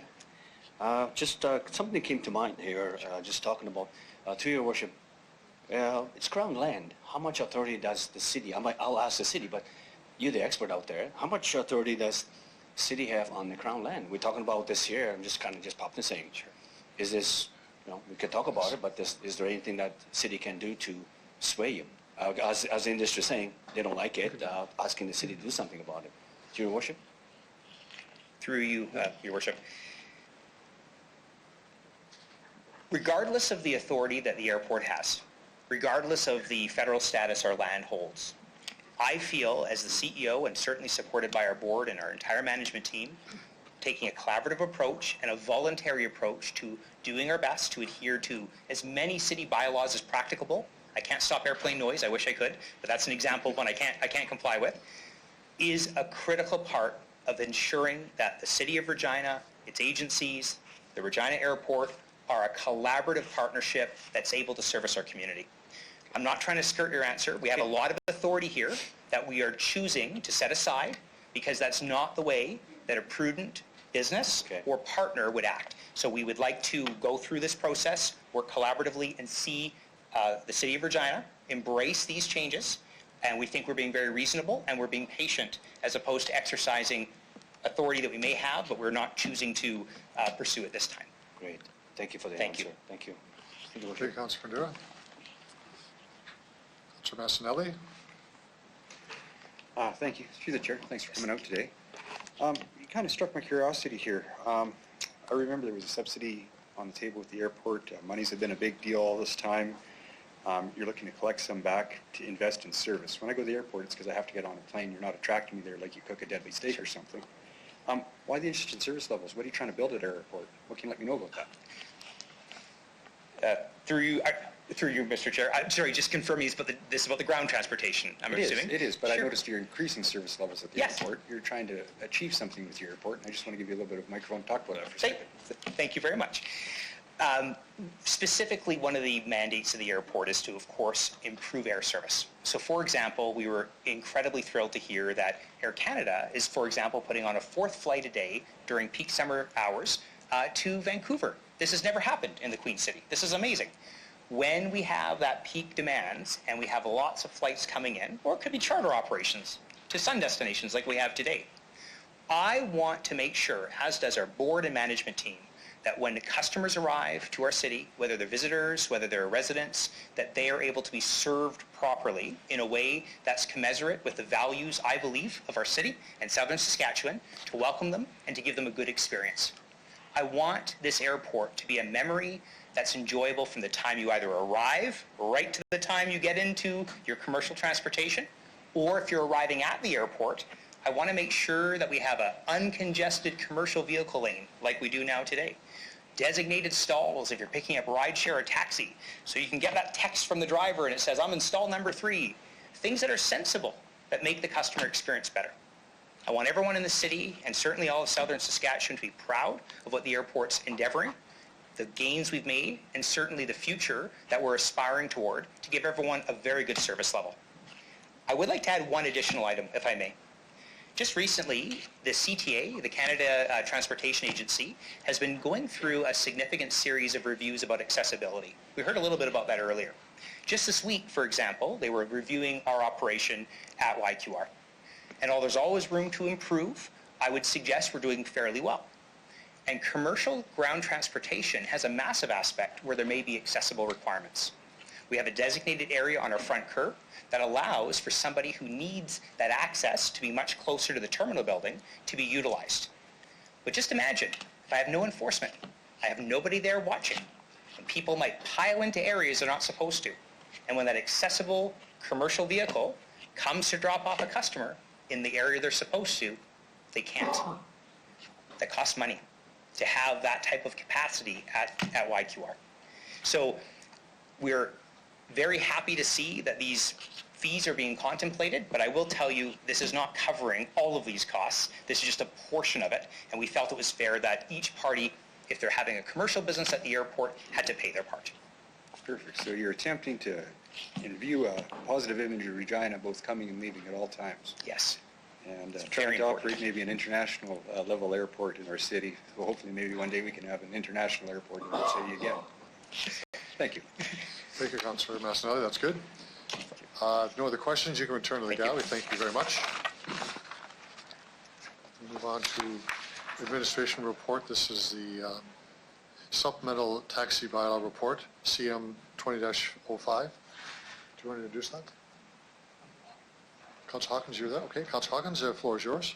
Thank you very much. CM 20-5. This was a request by the Community and Protective Services Committee to the administration, asking the administration to report back with an option to create an exemption from the general rules for accessible taxis. Wait, there's a second for that, please. Councillor Stevens, okay. Thank you. And this was triggered by Mr. Van de Kamp's appearance before the committee. This report is the answer to the question for the report. And the administration has recommended that no exemption be created, but I'll come to that in a moment.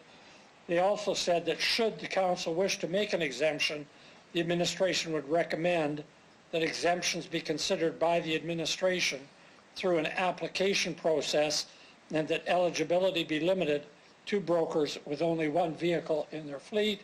My understanding is at the present time, the only person that would apply to would be Mr. Van de Kamp.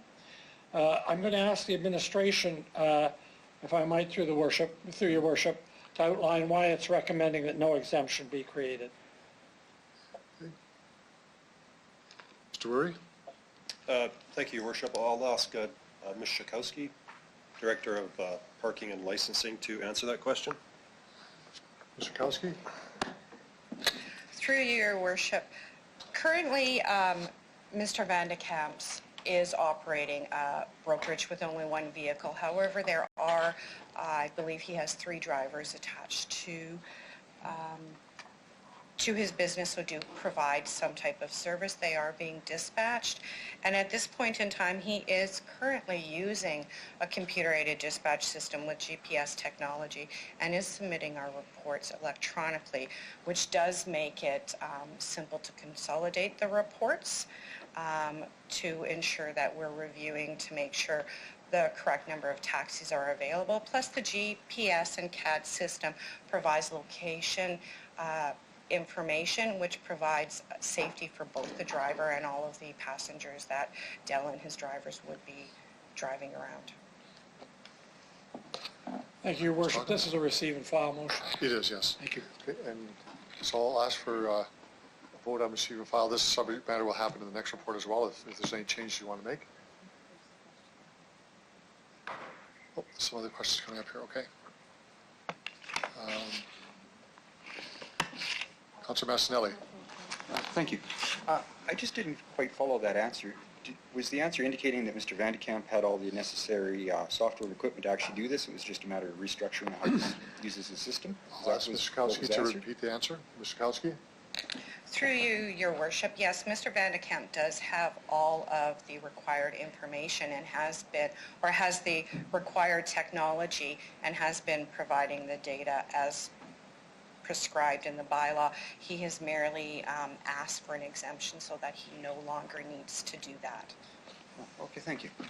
Thank you, Councillor Massinelli. Councillor Murray. Through your worship. So would this be the time for a potential amendment? Or I think we do it in the next report. In the next this report? is simply receive and file. Okay. So Thank next you. report. Okay, thanks. Okay, that's for that. Councillor Stevens. Terrific, thank you. Through the chair, could administration provide some explanation of this hybrid fare model? Before we go forward, what does it look like? How does it function? And what do we know about the averages? So in this model that's being suggested and supported by the brokers, do we see average fares go up? Does it go down? Is it sensitive to supply and demand? Councillor Stevens, I don't want to stop the conversation, but this report on receive and file is simply related to Mr. Van de Kamp. That's it. Is that if we got into the broader discussion afterwards Okay, in the report? all right. So I don't want to stop the question, Yeah. just, okay. So we have a vote on receive and file for report CM 20-5, we'll move into the main report. On receive and file, all those in favor? Opposed? Carried. So, I'll get you were in the chair. Yes, Councillor Hawkins, you want to introduce the next report, please? Thank you, Your Worship. This is a report from the Community and Protective Services Committee dealing with the taxi bylaw review, CR 20-15. I'm going to read out the recommendation and then through Your Worship ask for a seconder.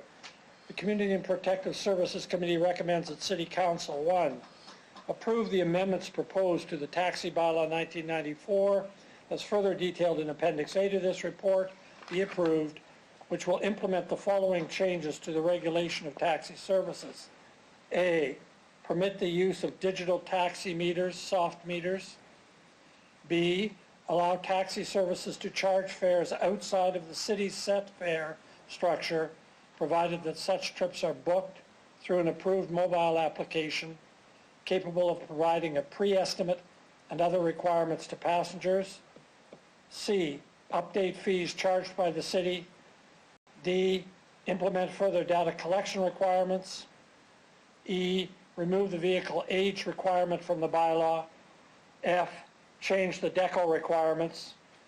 G, allow the use of an inflatable spare tire. H, set out the review and approval process for certificates of approval issued by the Regina Police Service for taxi drivers. And I, make housekeeping changes as identified in Appendix A. 2, direct the city solicitor to prepare the necessary bylaw to implement the amendments to the taxi bylaw 1994 as described in this report to be brought forward to the March 25th, 2020 meeting of City Council for approval. Seconder, please, for that. Go ahead. Thank you, Your Councilor Worship. Flanagan, with that. I know there'll be a number of questions relating to this, so I just want to briefly introduce the discussion that was held at Community and Protective Services. Most of these items were reviewed. There was discussion in detail around two things. One, the vehicle age requirement from the bylaw. The initial recommendation from the administration was 10 years life for the car. That was removed altogether, so there's no age requirement. And the second was update fees charged by the city. One of the fees charged by the city is a transfer fee. The fee is currently $50. It was recommended by the administration that the fee be lowered to $35. There was some discussion and question raised as to why that was. The administration cited efficiencies. There was further discussion about whether any transfer of any kind or any piece of paper could be handled by the city for less than $50. In the end, the committee decided to accept the recommendation from the administration. Your Worship, I know there's other questions about inspections and about other flexible charges and other matters. I'll leave it to Council to ask those questions, and if anything's missed, I'll sum it up at the end. Thank you, Councilor Hawkins. That's good. Other discussion on the report? Councilor Stevens. Sorry, Councilor Flanagan, I'll second it. Councilor Bryce. Thank you. I just wanted to talk about the inspections. So can the administration go through you, Your Worship, what exactly SGI does and what exactly we do? And why does there have to be a double of it, if it is a double? Mr. Rury? Your Worship, the primary difference between SGI inspections and city inspections, SGI is focused more on vehicle condition and roadworthiness, and our inspections are more focused on compliance with the requirements in the taxi bylaw. But I'll ask Ms. Schakowsky to elaborate further on the inspection program. Ms. Schakowsky? Yes, through you, Your Worship, that's correct. SGI focuses on the roadworthiness of the vehicle, and the city completes the inspections, ensuring that some of the additional items required in our bylaw are inspected. For example, that there's a working debit machine in the inspection, the cameras are in place with the lenses pointing appropriately. There's a taxi meter that's programmed accurately and has not been tampered with. We will ensure that the actually back to the seals, we actually affix the seals ourselves and make sure that they will not be tampered with. When we do the inspections, we make sure that the SGI inspection was completed and that the vehicle registration and the decal information is all complete, and also ensuring that, or once that's completed, we will actually affix the taxi decal so that the general public can recognize it as a valid taxi for the current taxi year. Thank you. Every couple of years, or sometimes sooner in between, we deal with the taxi bylaw. It frustrates me that we're put in a position to have to deal with the taxi bylaw. So maybe if you could just explain once again, maybe for those who aren't aware, why do we have to deal with the taxi bylaw at the City of Regina? Why isn't the province dealing with this? Mr. Rury?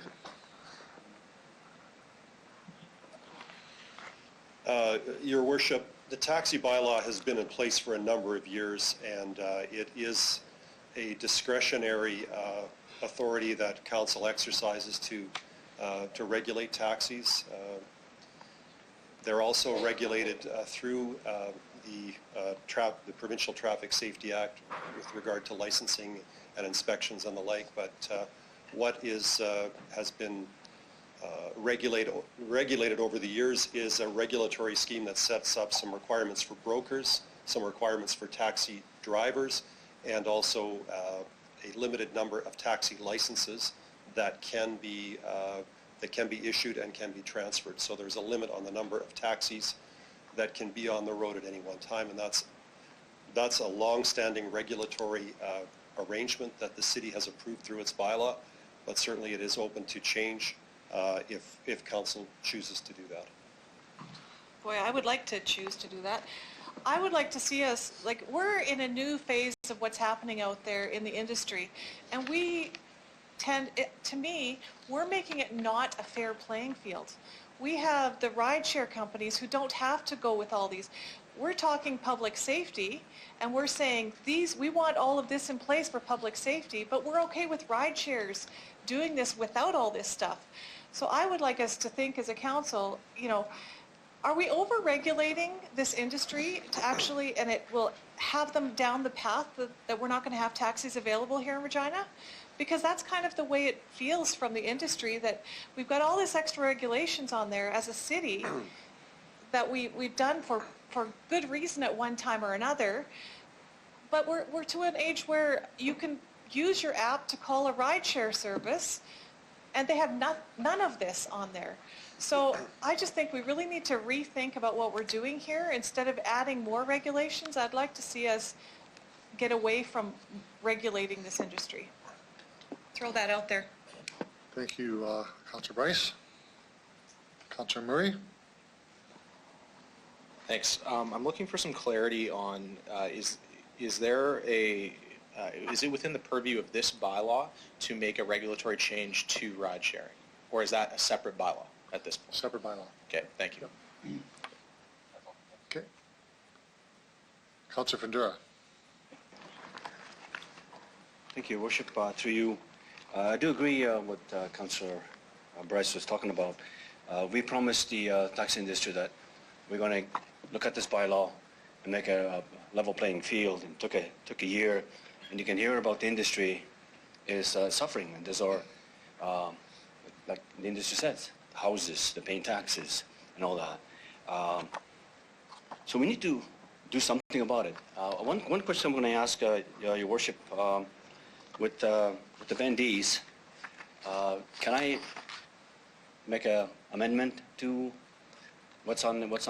Depends on what you're asking for, but well, I'd like to make an amendment to exempt vendees as a accessible one-car operator from. And I heard about the computers, but I'm not quite sure about that. That's all there, and I mean, there's two sides of the story here. Whatever way he's doing business right now. Okay, let's get a seconder for that. If you have a seconder for that, okay. Councillor Flagel seconds that. Okay. So I'm not sure how. So on the amendment. So the wording amendment is that we exempt the vendees accessible from the any extra or any more computerized recording or reporting that has to be done through other industry. Okay, we'll just wait a second to get the wording of this down.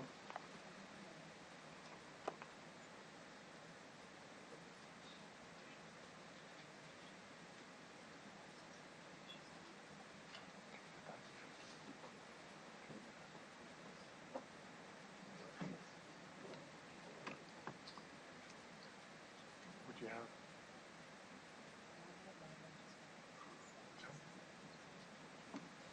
Just put it down.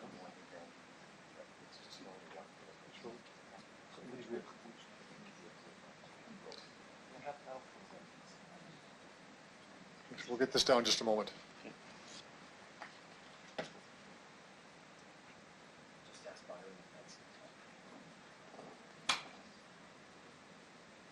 Councillor Flagel.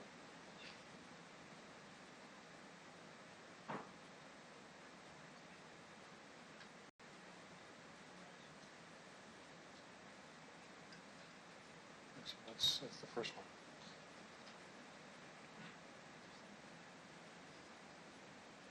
So what's the second one about? User data. That's not part of the amendment, though. Just number one is the amendment. Okay. We're clear on the amendment. Does that meet what your requirement, Councilor Frindera? And Councilor Flagel? You okay with the wording? To your worship, I just want to do a blanket exemption without any, and it's just specifically to Vandees, so it doesn't apply to anyone else. But I don't know if that's going to work that way, because if there is someone else that I think comes you should make it more generalized, not company specific. Okay, but then if I make it generalized, then how about we take out the application? Because now, is that going to prevent more paperwork and more difficulties? I'll ask the administration that question.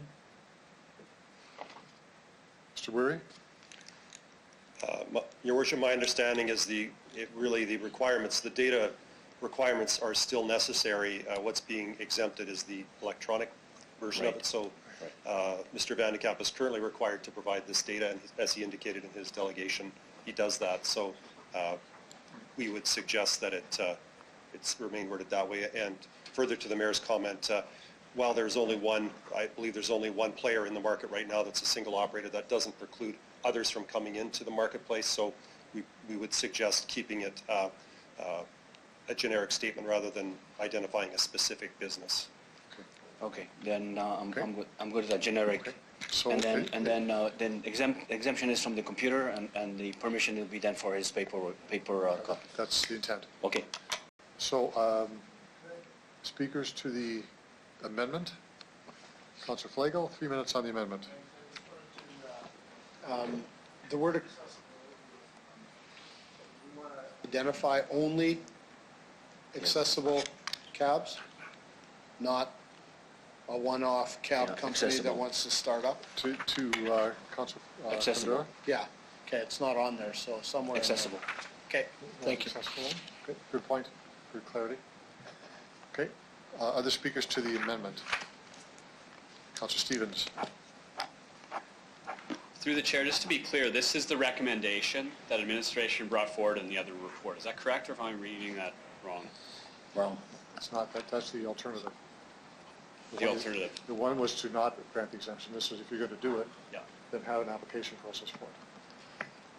And that was one of the other options that administration recommended. Thank you. Other speakers to the amendment? Councilor Massanelli.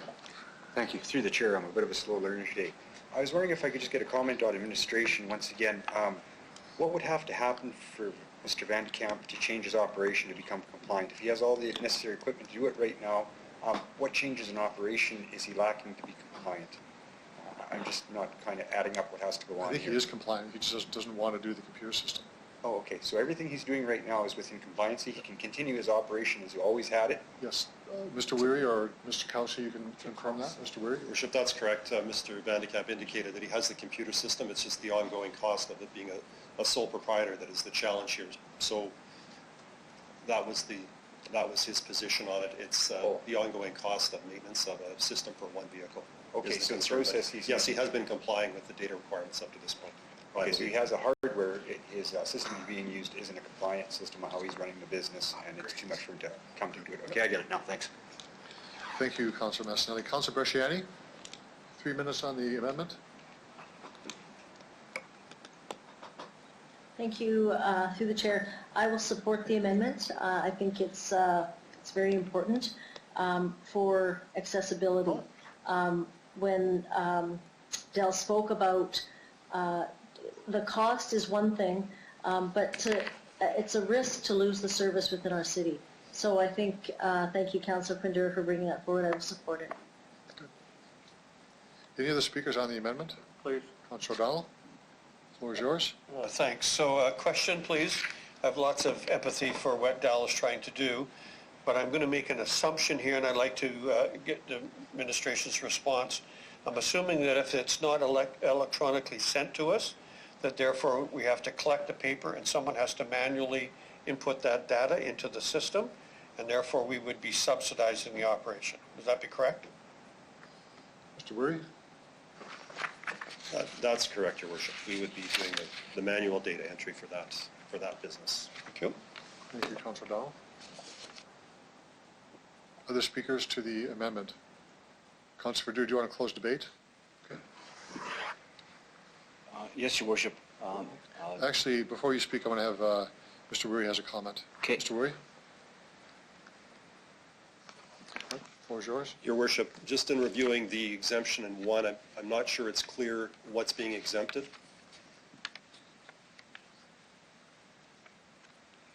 So, electronic data. Data trip and information.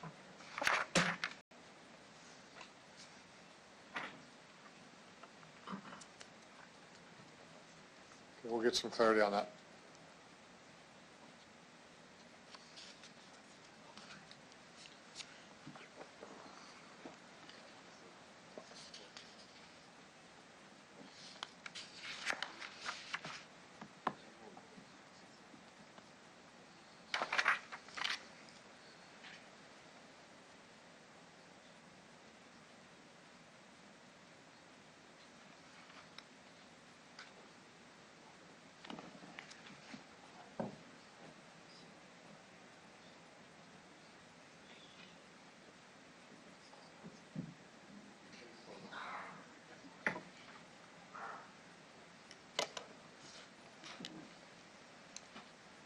Isn't this trip?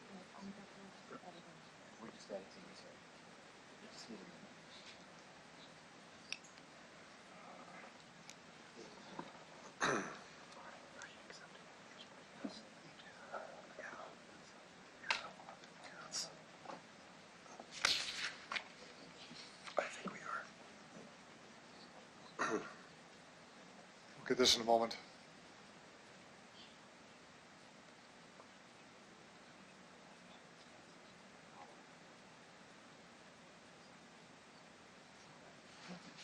So we'll check with the solicitor to see if that's clear. Councillor Perdue, you take a look at this as well if you're okay with that, and Councillor Flagel as the seconder.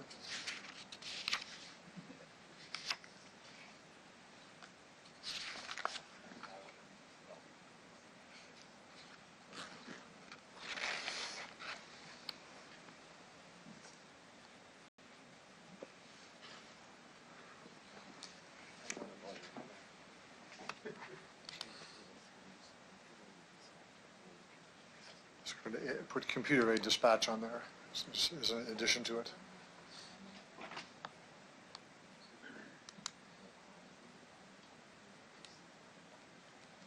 Technology is always.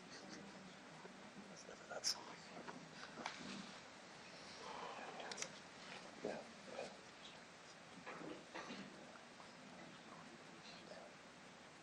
I don't know enough about that.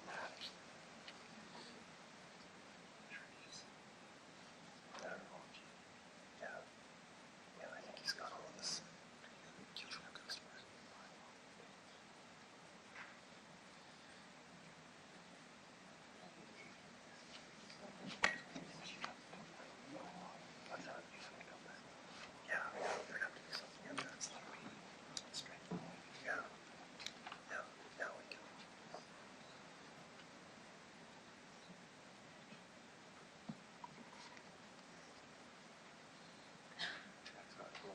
Okay. So Councillor Perdue, are you okay with that? I think that's much more clear.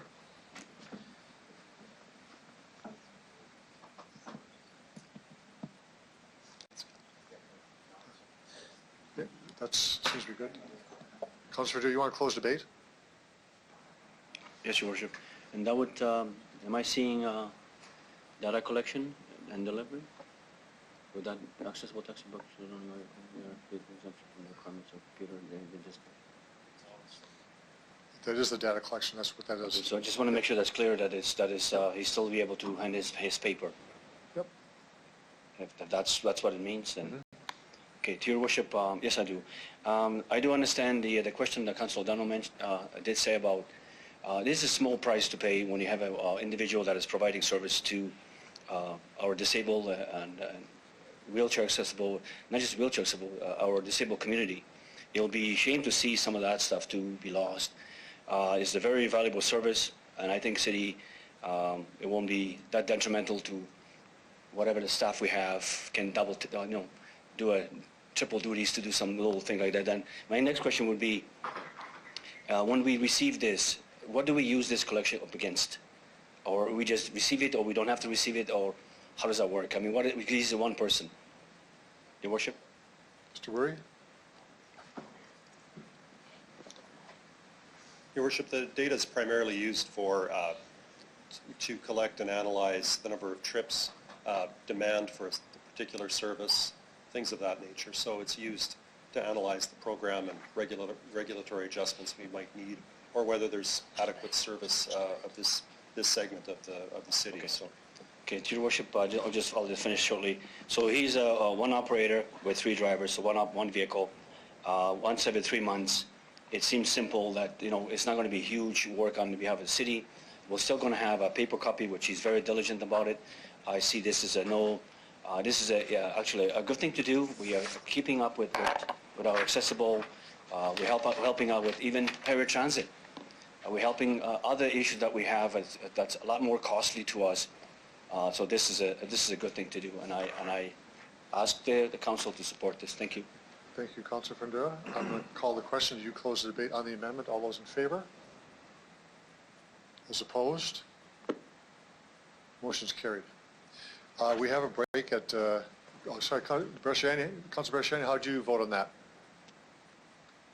In favor. In favor? Okay. Councillor Fundera, you had the floor. You haven't used your entire 5 minutes yet. Do you want to speak further on the report?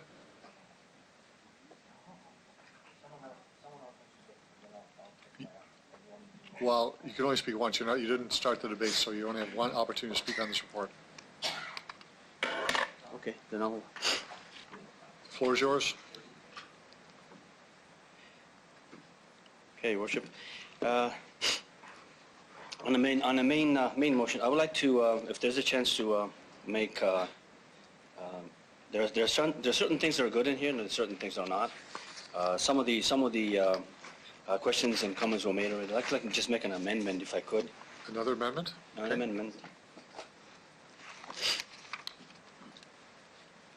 So the question would be for the amendments is, can we do anything with the ride share? Can we? No, this amendment does not do with ride share. No. Okay. Okay.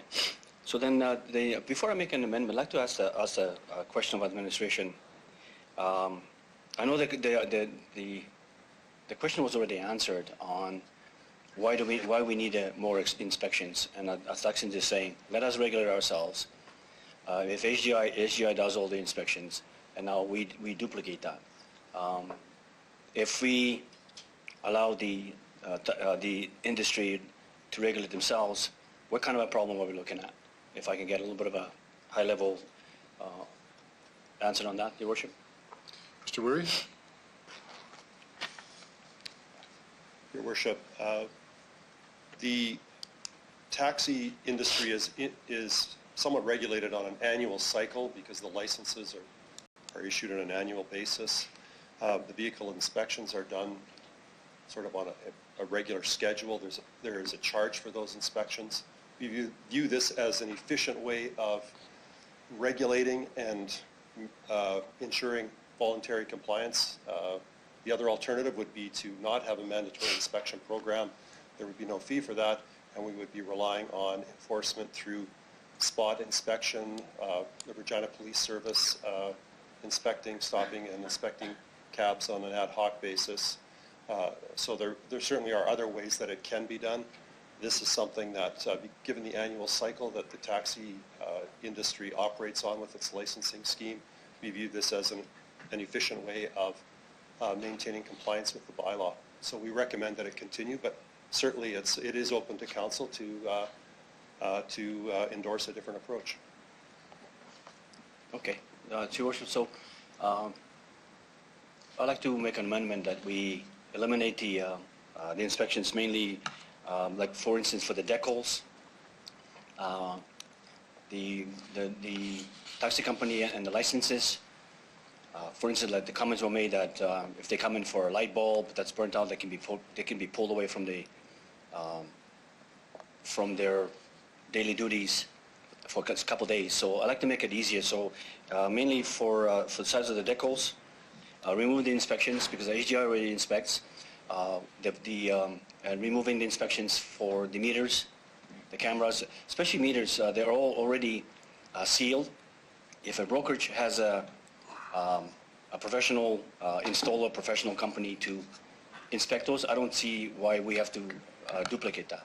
Okay, so before you defend what you want to do, Councilor Deere, just make sure we're clear on the list so we can write that down. Okay. And you can defend what you want, but you're saying for decals, for vehicle inspection, and for meters? Meters and inspecting cameras, that the brokerages can have their own and provide certificates to the city. Okay. Let's see if we get this down first. And verify the inspections and all that. Just take a moment to get this down.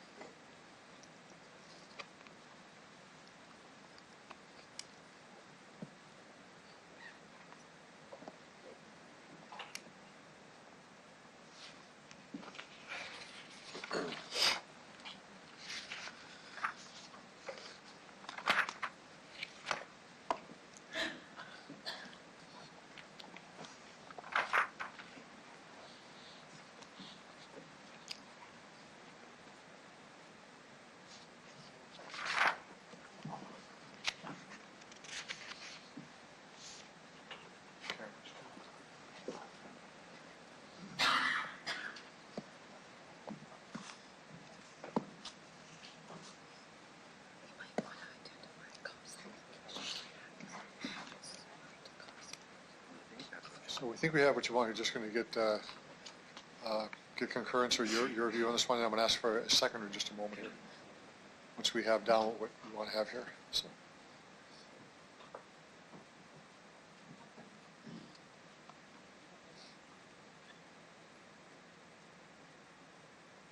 We don't have a seconder yet. We don't have a seconder yet. I haven't asked for a seconder yet.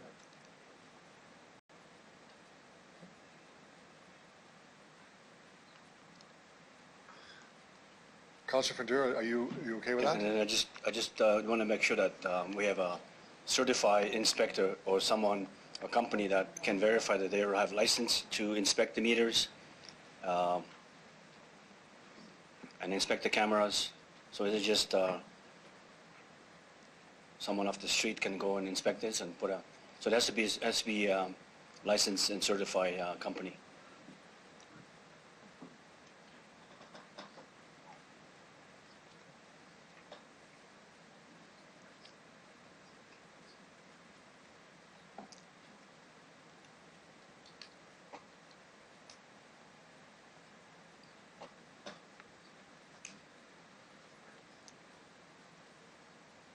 Anything else?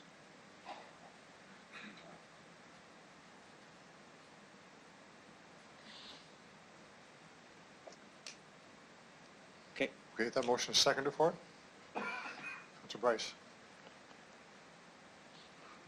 Okay, so Councilor Flagg, you want to speak to the amendment? Are you finished? Okay.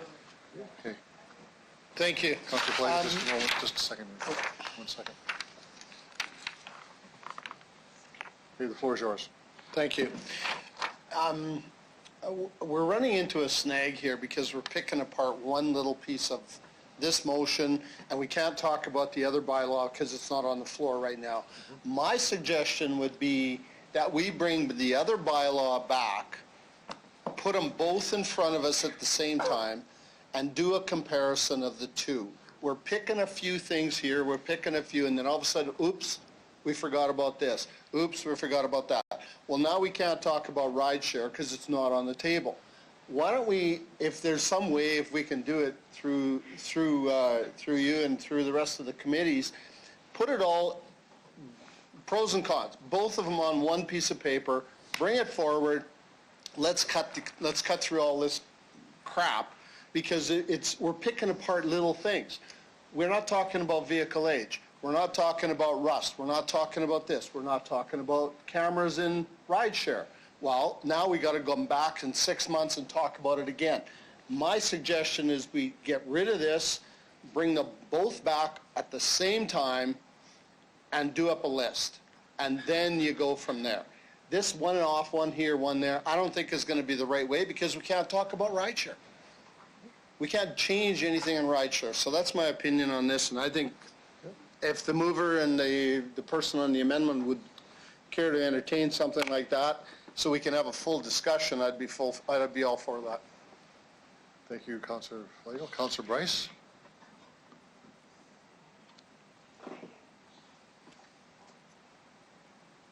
Thank you. I'm not sure if the mover would look at a friendly amendment adding to the bottom of that as long as the documentation is submitted to the city. I think that would meet all of the uncertainty about it. If we could add, let's see, licensed certified taxi companies be eliminated as long as the appropriate documentation is submitted to city administration. Councillor Fundur, are you okay with that? Okay. Okay, awesome. So we heard from the delegation that they already do this, they have the documentation, so all they're asking for is, can we just submit the documentation? And I'm saying, yes, we should be able to do this. Why are we repeating the same thing that's already been done? So I'm in favor of this. As for the rideshare part of it, and I know we're not talking about it, so if I'm allowed a little leeway. Not very much. That's coming back in June, so I think we can look at this as a group together in June so that we can see what changes we need to make overall in this industry so that we have that fairness. Thank you. Thank you, Councillor Bryce. Any other speakers to the amendment?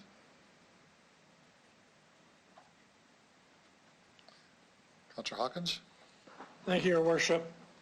I share Councillor Flagel's view to some extent. I'm not very comfortable with trying to redesign piece by piece of legislation like this. I think the proper thing would be to do a side-by-side comparison of the taxi industry and the rideshare industry to see where they differ and where they're the same and why they differ where they are differing.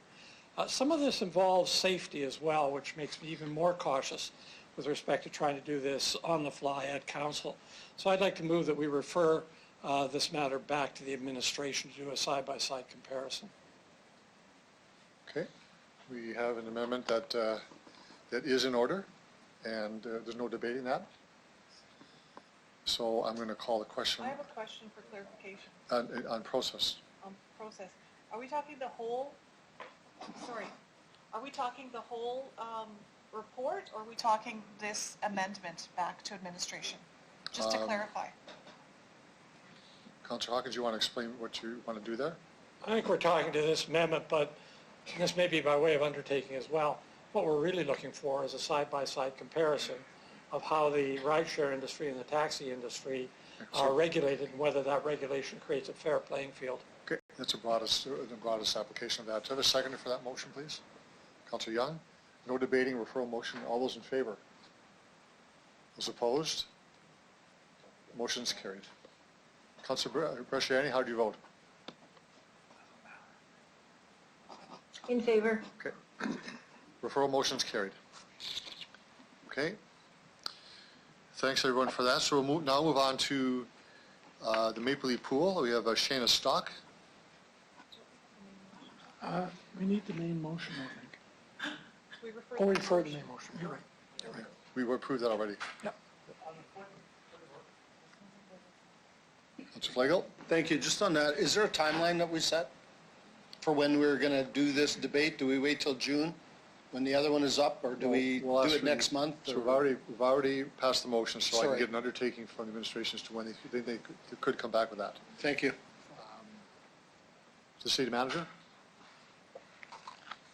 So through your worship, as a number of councillors have mentioned, the year in terms of the introduction of ride sharing, there is an expectation that a report come in June. Obviously, to do that side-by-side comparison, we'll bring that as soon as we possibly can, with June being our target, but it may extend by a few months because we need to bring two sets of information for council's consideration and review. Right, okay, good. So we'll move on to the Maple Leaf Pool. Shana Stock, welcome to City Council. If you can identify yourself, who you represent, you have 5 minutes for your presentation. Thank you. Good afternoon. My name is Shana Stock. I'm here representing the Heritage Community Association. I don't want to take up a ton of time. I've been here a lot to speak on Maple Leaf Pool. The main points that I want to emphasize this afternoon are that we just want this pool done as quickly as possible. We are really grateful for the support that the city's been providing in the interim while it's being rebuilt. We've been developing a really great relationship with some of the city staff who are working on programming throughout the summer, which we know will be required again this summer, as well as transportation to and from other pools in the city. We've had really great uptake in our community for those extra supports in the interim, and our community is really grateful for that. But also that doesn't replace what the pool has been offering us over the past many years. And the pool is an extremely important resource in our neighborhood. It's a lifeline for people. It's a safe space to come and connect with neighbors and fellow residents.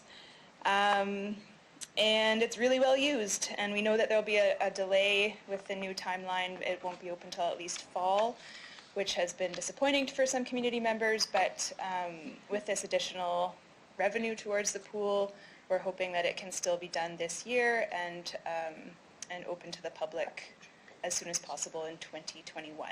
So I'm grateful for council's unanimous support of the pool to date, and just want to urge you to approve the $880,000 towards the pool. Thank you. Thank you very much for your presentation. There are questions. Councillor Hawkins. Do you have questions? Your light was on. Okay, actually there are no, your light was on for some reason, your speaker was on anyway. Okay, there are no questions. Thank you very much. You're pretty clear what you wanted to do. Good. We have Jean Clive.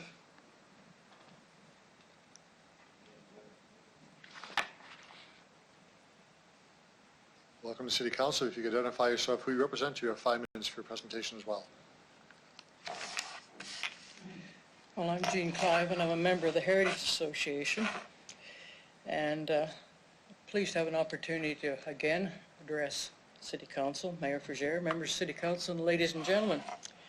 Well, folks, here we are again, discussing the same thing we talked about in December of 2018, in the spring of 2019, the fate of the Maple Leaf Pool. The unanimous decision of council at that time was to construct a new facility. The community, young and old, seniors, students, jumped in. Really pardon the pun on that, but I couldn't resist it. With enthusiasm, input, and hope. Our executive director of the Heritage Association, which you just heard from, Shana Stock, I don't know what we'd do without her, has spent countless hours shepherding this project. And as a member of the Heritage community, I cannot emphasize enough the importance of completing this project as quickly as humanly possible. I would like to echo the words of many of us that the Maple Leaf Pool is a central meeting place for all ages, be it young or old, or in between. It is and was a meeting place, a place to make friends, a place to socialize, and a place that the benefits extended far beyond recreation and a healthier lifestyle.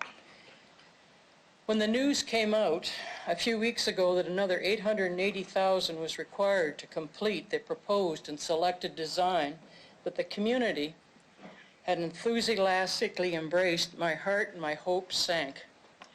Last year, when the City Council voted to rebuild the pool, we now have no pool at all. What the community has now is a very large, snow-filled hole with a pristine chain-link fence around the perimeter. One thing we do have represents, in quotes, a capital point project, only on a smaller scale. The Finance Committee voted unanimously to recommend extra funding from a $3 million fund that is currently available for these types of projects. It is our understanding that should Council approve that this afternoon that the extra funding would allow the project to go ahead as planned and hoped. On behalf of the community, I respectfully ask that City Council do the right thing and adopt the recommendation of the Finance Committee by approving the recommendation and ensuring that the selected contractor has a performance bond in place, and encourage administration and the selected contractor to do their due diligence and have the Maple Leaf Pool built by or before the stated deadline. Great, thank you very much for your presentation. Other questions of the delegation? Oh, I think you're free to go. Thank you very much. We'll go to the Finance and Administration report. Councillor Bryce.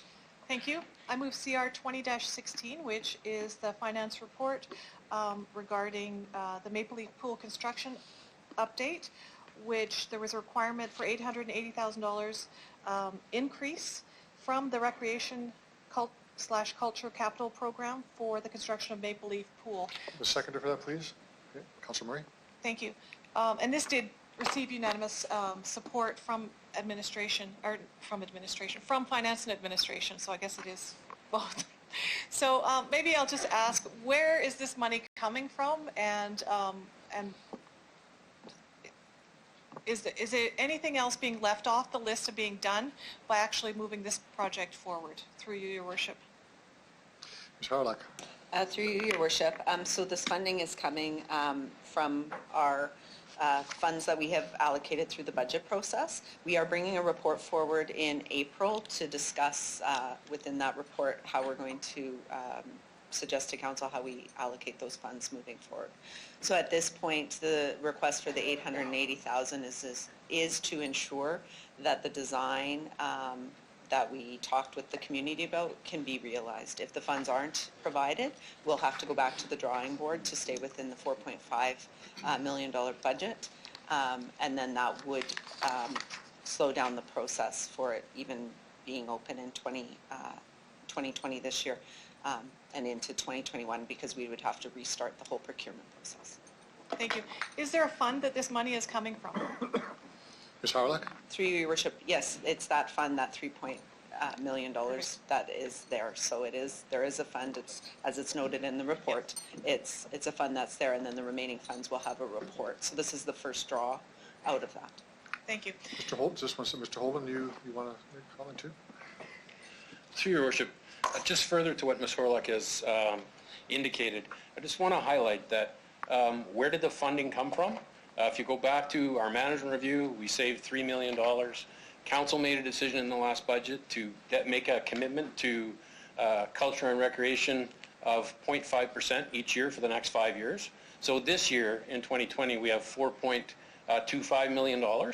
That is going to grow. Up to 2024 will be in excess of $10 million. So, I mean, it's that decision that makes this choice a little bit easier, because we're not having to go out and find new money.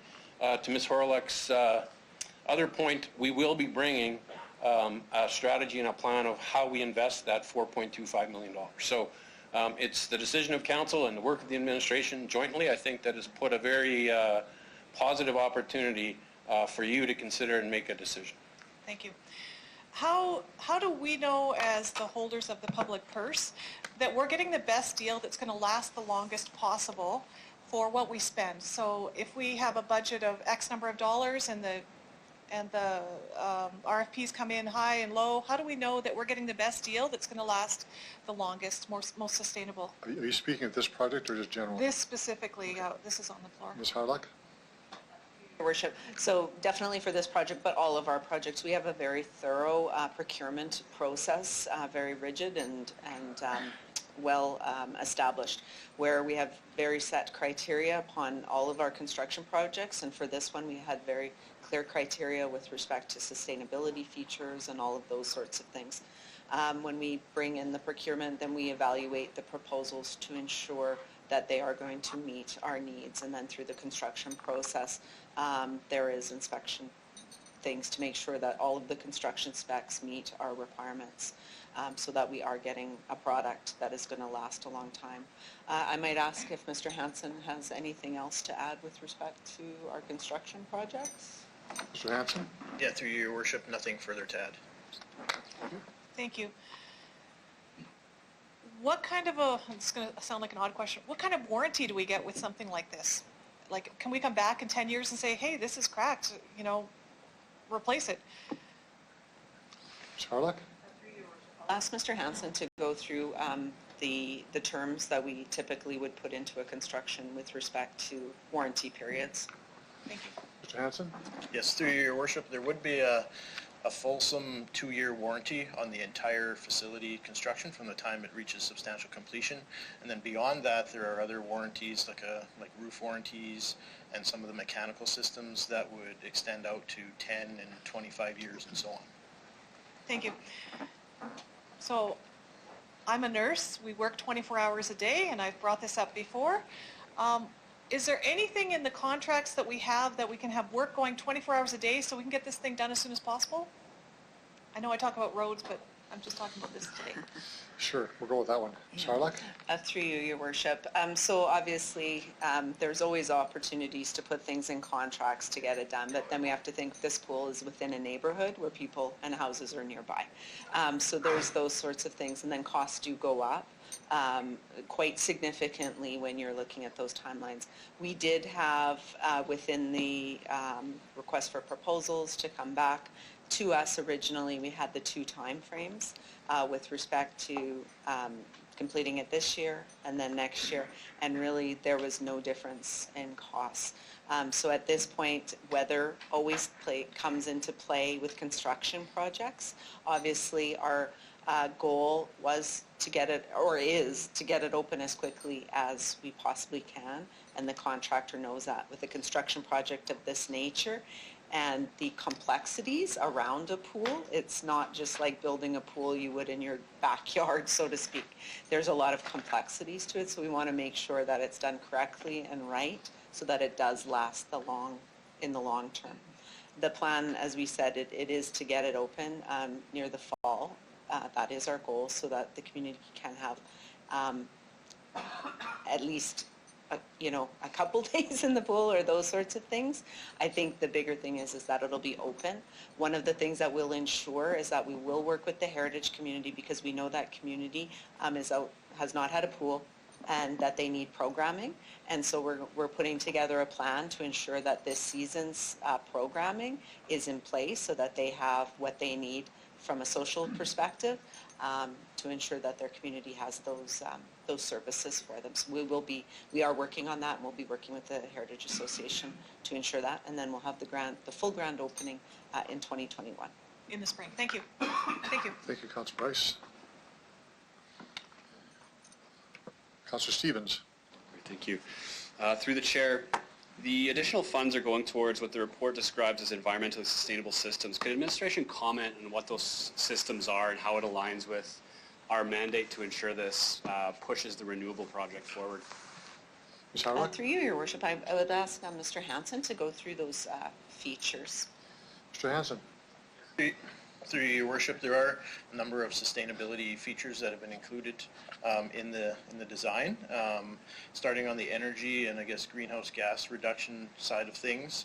There would be highly efficient pool heating and mechanical systems, LED lighting throughout, variable speed equipment that can ramp up and down based on demand. There would be waste heat recovery, as well as solar panels for offsetting electricity consumption. From a water perspective, the new technology in pool filtration will reduce the amount of water consumed through backwashes and ongoing operations, as well as water conserving fixtures throughout. Thank you. Thank you, Councilor Stevens. Any further discussion on the report? All those in favor? Opposed? That's carried. Councilor Massanelli, could you take the chair, please?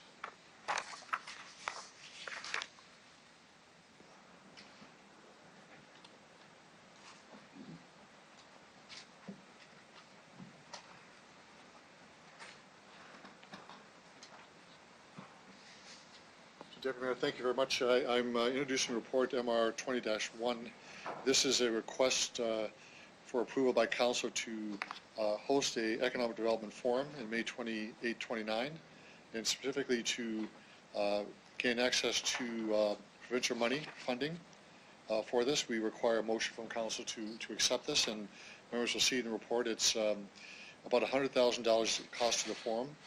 The targeted sector support program will provide up to 75% or $75,000 for this forum, and we're requesting that the remaining $25,000 would be either covered through registration fees or divided among the municipalities that are actually involved with planning this commission or this conference. This is an economic development forum that began with the City Mayor's Caucus and has been endorsed by SUMA or the Municipality Association of Saskatchewan and SARM. And this is a way to begin to have a discussion with our neighboring municipalities around the province on how we can work together for economic development and coordinate our activities for the benefit of everyone. So what I'm asking for, Mr. Deputy Mayor, is concurrence in proceeding with the application under the Target Sector Support Program, and that the surplus funds, the $25,000, be divided, as I say, between the municipalities that are organizing this, or by registration fees. I have a seconder for that, please. Councillor Hawkins. So I think that's pretty straightforward. Mr. Deputy Mayor, anybody has any questions, I can answer them, but I'd ask for support. Okay. I'm seeing no questions, so I'll call the vote. All in favor? So passed. Thank you. Next report, if I could do, this is MR 20-2. This is a receive and file report. If I have received and filed report on activities of the Big City Mayor's Caucus that took place in Ottawa recently. As a seconder, Councillor Ferrer. Thank you.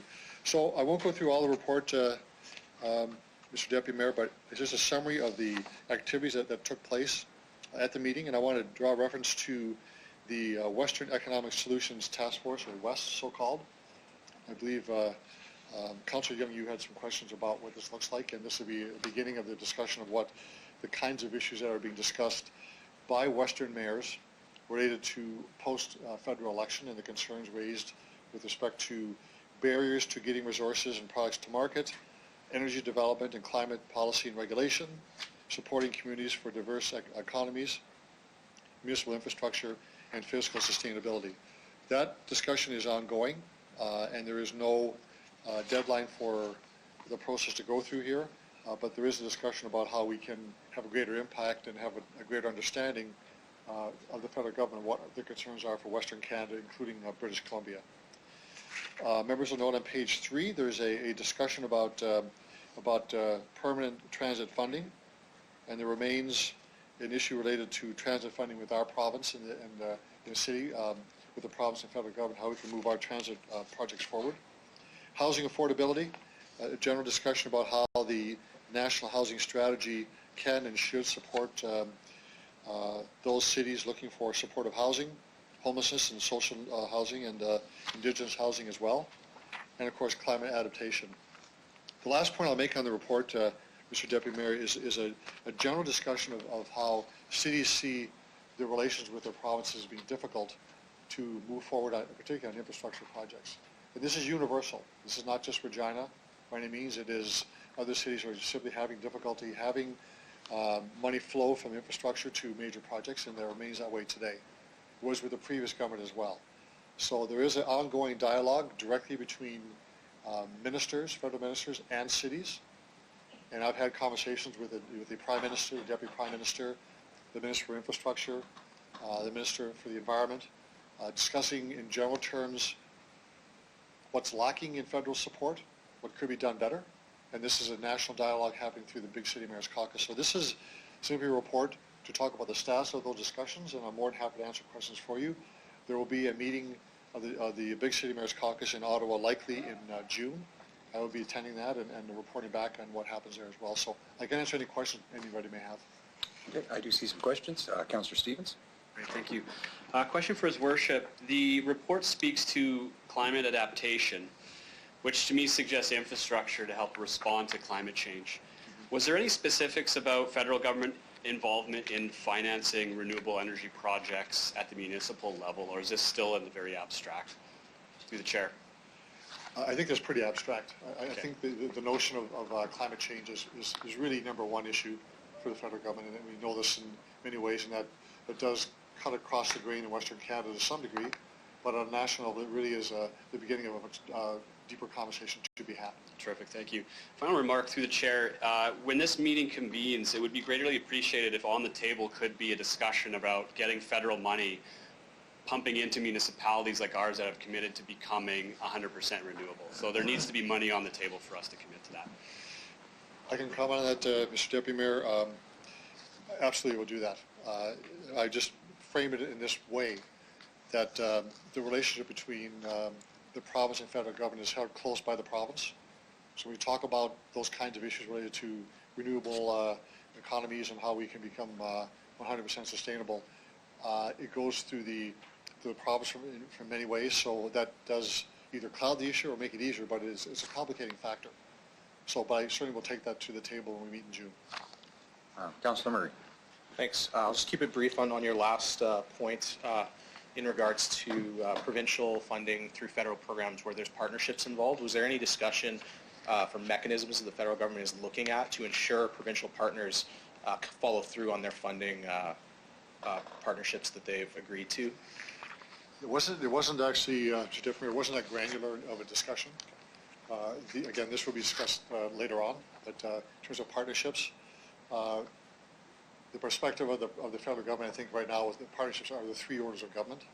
If you're looking at a private sector, if you will, that is something that we haven't discussed in detail, but may come out later on. Okay. Thank you very much. Okay. Seeing no further questions, I believe this is received and filed. I'll call the vote. All in favor? Carried.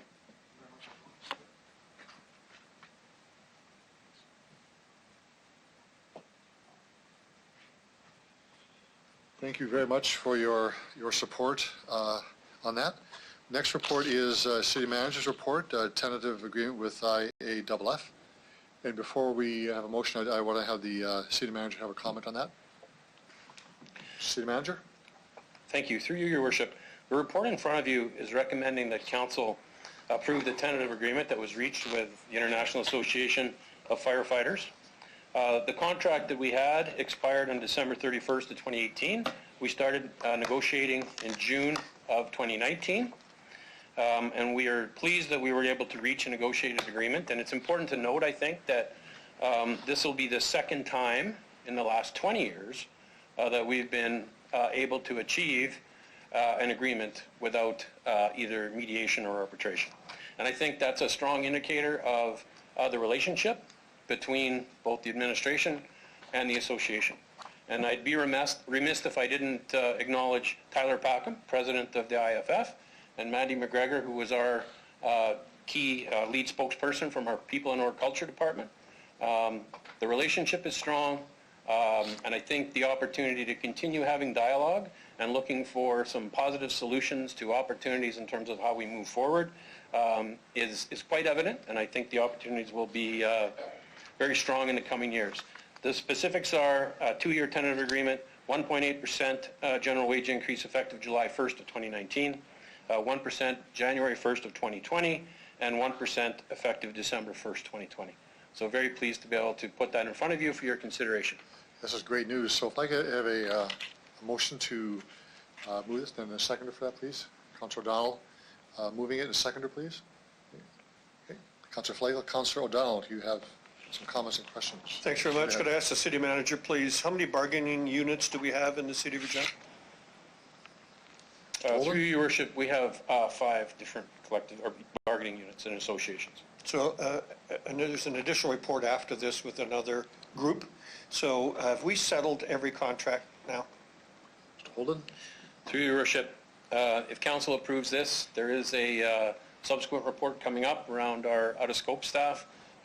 With the approval, all of our agreements with our associations and our unions and our out-of-scope staff would then be finalized. And can I ask him to please comment, Mr. Mayor, on how long that will be stable for? Mr. Holden? So through your worship, the contracts vary in length. As indicated, the fire ends at 2020. Some of the others end at the end of 2021. I think the most important thing is this last round of negotiations. All of our negotiations happened over a matter of days. And I think, both parties were able to put their interests onto the table. There was lots of good conversation, some mutual decision-making.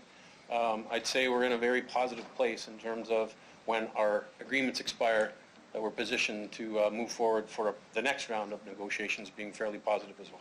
Thank you for that. I just want to compliment our staff and our negotiators for bringing this resolve for us. Thank you. Thank you, Councillor Darrell. Councillor Young. Thank you, Your Worship.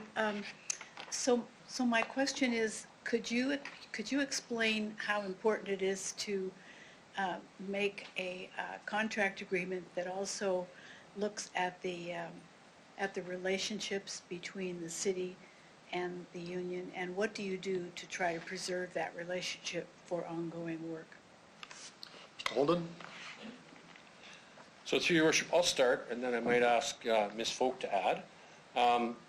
Obviously, if you have positive relationships between, administration and an association or a union, it just means that you can have positive ongoing dialogue when issues come up. Obviously, we're governed by collective agreements. Those collective agreements have, grievance procedures in terms of if there's a disagreement in terms of how a specific clause of agreement is being interpreted, then obviously if you are focused on working together in a collaborative way, you're able to sit down across the table and have positive conversations. And I think that is what allows you to move into a round of negotiations with a really an openness and a willingness for people to sit, it's usually across a table, but, around a table and have some positive conversations. But in terms of specific strategy, Ms. Folk may have some additional comments.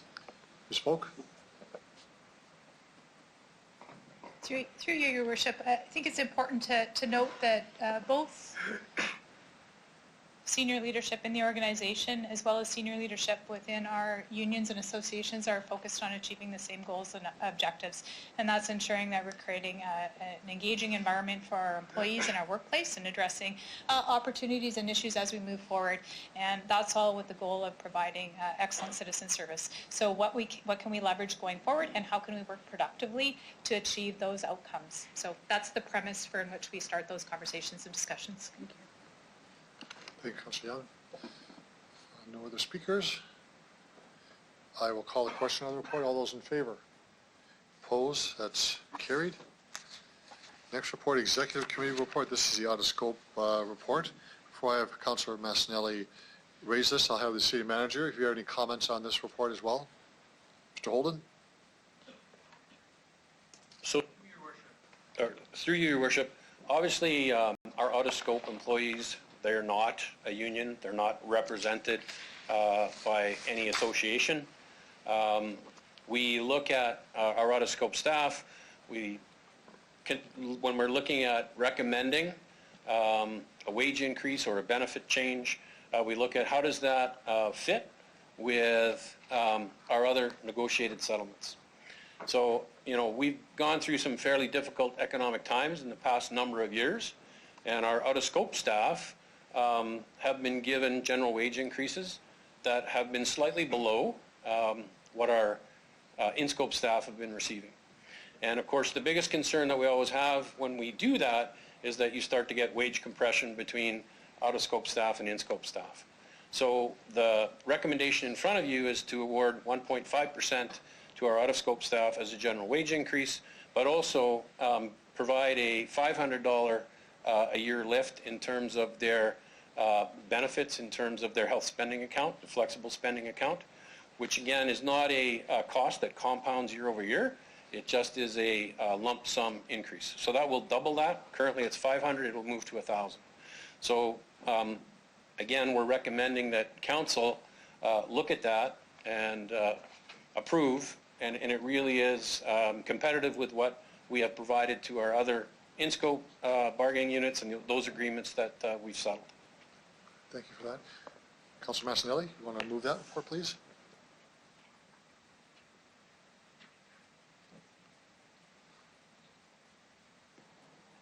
Okay, I stand to move report CR 20-17 as described by Mr. Holden. I could go through it, but we just talked about it. I'd also like to point out the comments made by Councillor O'Donnell and ask you everyone to vote in favor of it. Okay, let's get a second for that, please. Okay, Councillor Stevens, discussion on the report. Councillor Flagel. Thanks, and good job done by all again. How many people does this affect in the city? Mr. Holden. What's that? Through your worship, so our out-of-scope staff are 215 out of our total staff complement, which is 2,819. Okay. So it's 7.7% of our workforce. Of your workforce. My other question was, it didn't say in there what they were getting today, so, but what we're hearing is they're going to in their flex account this coming year, starting in April, Mr. Holden. as opposed to 500. Right, through your worship, the 1.5% is a general wage increase, so that's a percentage increase of Right. salary. Yeah. And then the 500 is a $500 increase effective April 1st. 500 added to 500. Correct. Okay, thank you. I didn't know that, I wasn't sure what they were getting. The other thing through you is also, you touched on, and I thought you were going to bring it up, but it's competitive across from this industry to another industry to another industry. Is this kind of a standard comparative? Are we keeping in line so that we maybe don't lose somebody over a $1,000 flex account that they can get over there? So are we staying competitive in that regard as well? Mr. Holden. So through your worship, that is one of the foundational principles in terms of when we look at compensation, both in scope and out of scope. Obviously, we want to be able to provide remuneration that is competitive. We want to make sure that we can retain our skilled and experienced staff, but also that we can attract new staff in the marketplace. So specific to the flexible spending account of 500 and then it being 1,000 moving forward, that is comparable to what some of the other crowns in Regina are providing. In fact, some of them are providing even more than the 1,000. Good. Thank you. That's what I needed to know. Thanks. Thank you, Councillor Flagel. Councillor Bresciani, do you have any comments? Yes, I do, Your Worship. So, through you, can you just give me an example of the flexible spending account? What would that go to? Through the you? Ms. Folk? Through you, Your Worship, it is a health spending account, and the flexible spending account does give employees the opportunity to look at that investment. So, for example, health memberships. So it's more focused on ensuring that there's ways to focus on wellness. I might ask Ms. Appelmeyer if she has anything more to add in terms of the differentiation between the health spending and the flexible spending account. Ms. Appelmeyer? Thank you, Ms. Holden. Through you, Your Worship, the health spending account very specifically allows employees to top up some of their expenditures in health that their current group benefit plans do not cover. The flexible spending account is actually targeted very specifically towards fitness activities, recreational activities, to help maintain a very healthy lifestyle, in addition to supporting investment opportunities such as covering expenditures for investment advisor, estate planning, or even RSP contributions.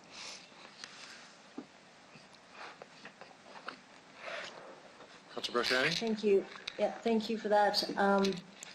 So is there any carryover at all if it's not used, or do they lose it if they don't use it? Through the chair.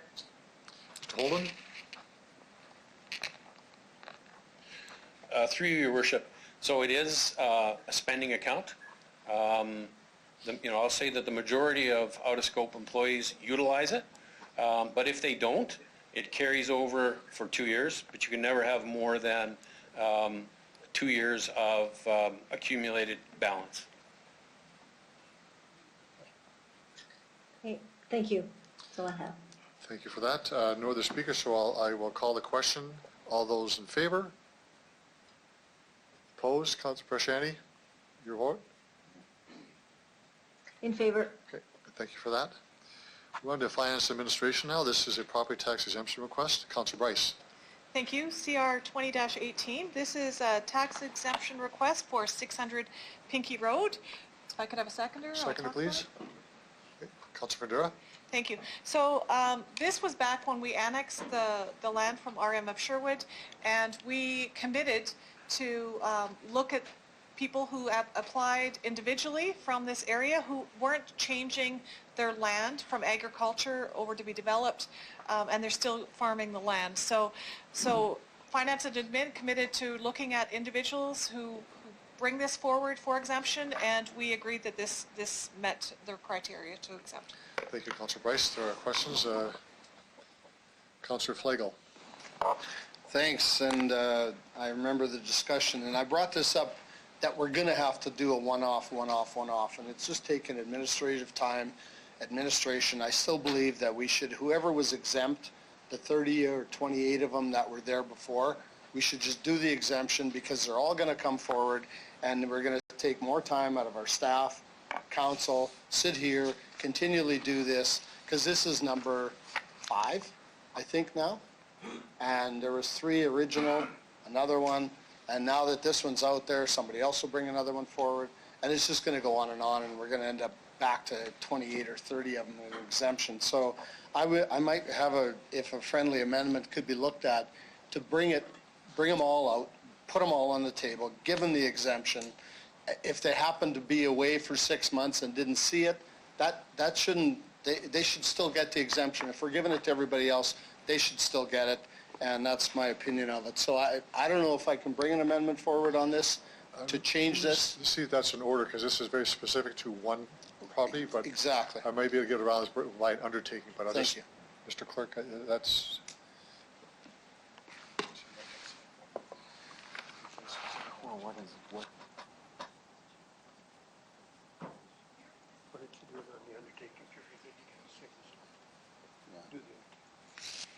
Decision was made to come back one-on-one, which is what we're doing, so I'll allow an undertaking by the administration to bring back a report. I would like to at least have an undertaking to at least take a look at this, because if they're going to continually come back, that's costing us, the administration, plus then we're going to give them the exemption, so we're losing So again. They're following actually the rules of what we decided by council too, so, okay. Mr. Lacey, you have something you want to add? Yes, through you, Your Worship, maybe just a piece of information for council.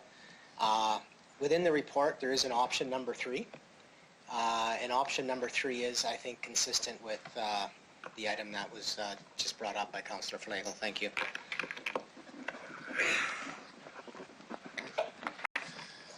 Further discussion? All those in favor? Opposed? That's carried. 2 motions, notices of motion, so I'll ask that on both motions you simply read the no whereas clauses of the main motion itself. I'll start with Councillor Stevens. Great, thank you. Through the chair, be resolved that City Council call upon the provincial government to use all of the tools at its disposal, up to and including legislation that allows for binding third-party arbitration, to secure an equitable solution to the dispute between the parties in the case of the Co-op Refinery Complex in Unit 4 Local 594. That's good. Councillor Hawkins, do you want to do the next one?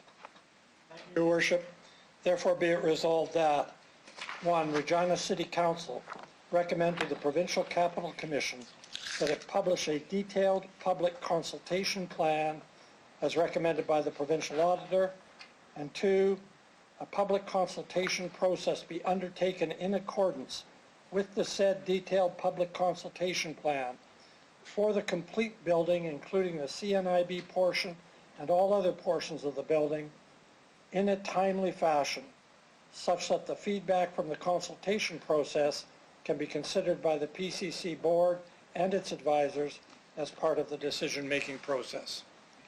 Thank you, Councillor Hawkins. We'll just be debating those in the next meeting of City Council. So we have 2 bylaws remaining. Councillor Massanelli. Thank you. I move, seconded by Councillor Murray, that bylaws 2020-12 and 14 be introduced and read a first time. All those in favor? Opposed? That's carried. I move, seconded by Councillor Flagel, that bylaws 2020-12 and 14 be read a second time. Any discussion on those bylaws? All those in favor? Opposed? Carried. I move, seconded by Councillor O'Donnell, that Council hereby consents to bylaws 2020-12 and 14 go to a 3rd reading at this meeting. All those in favor? Opposed? That's carried unanimously. And I move seconded by Councillor Findura that bylaws 2020-12 and 14 be read a third time. All those in favor? Opposed? That's carried. Motion to adjourn, seconder please. Councillor Findura, all those in favor? Opposed? Carried. Have a good rest of your day, everyone.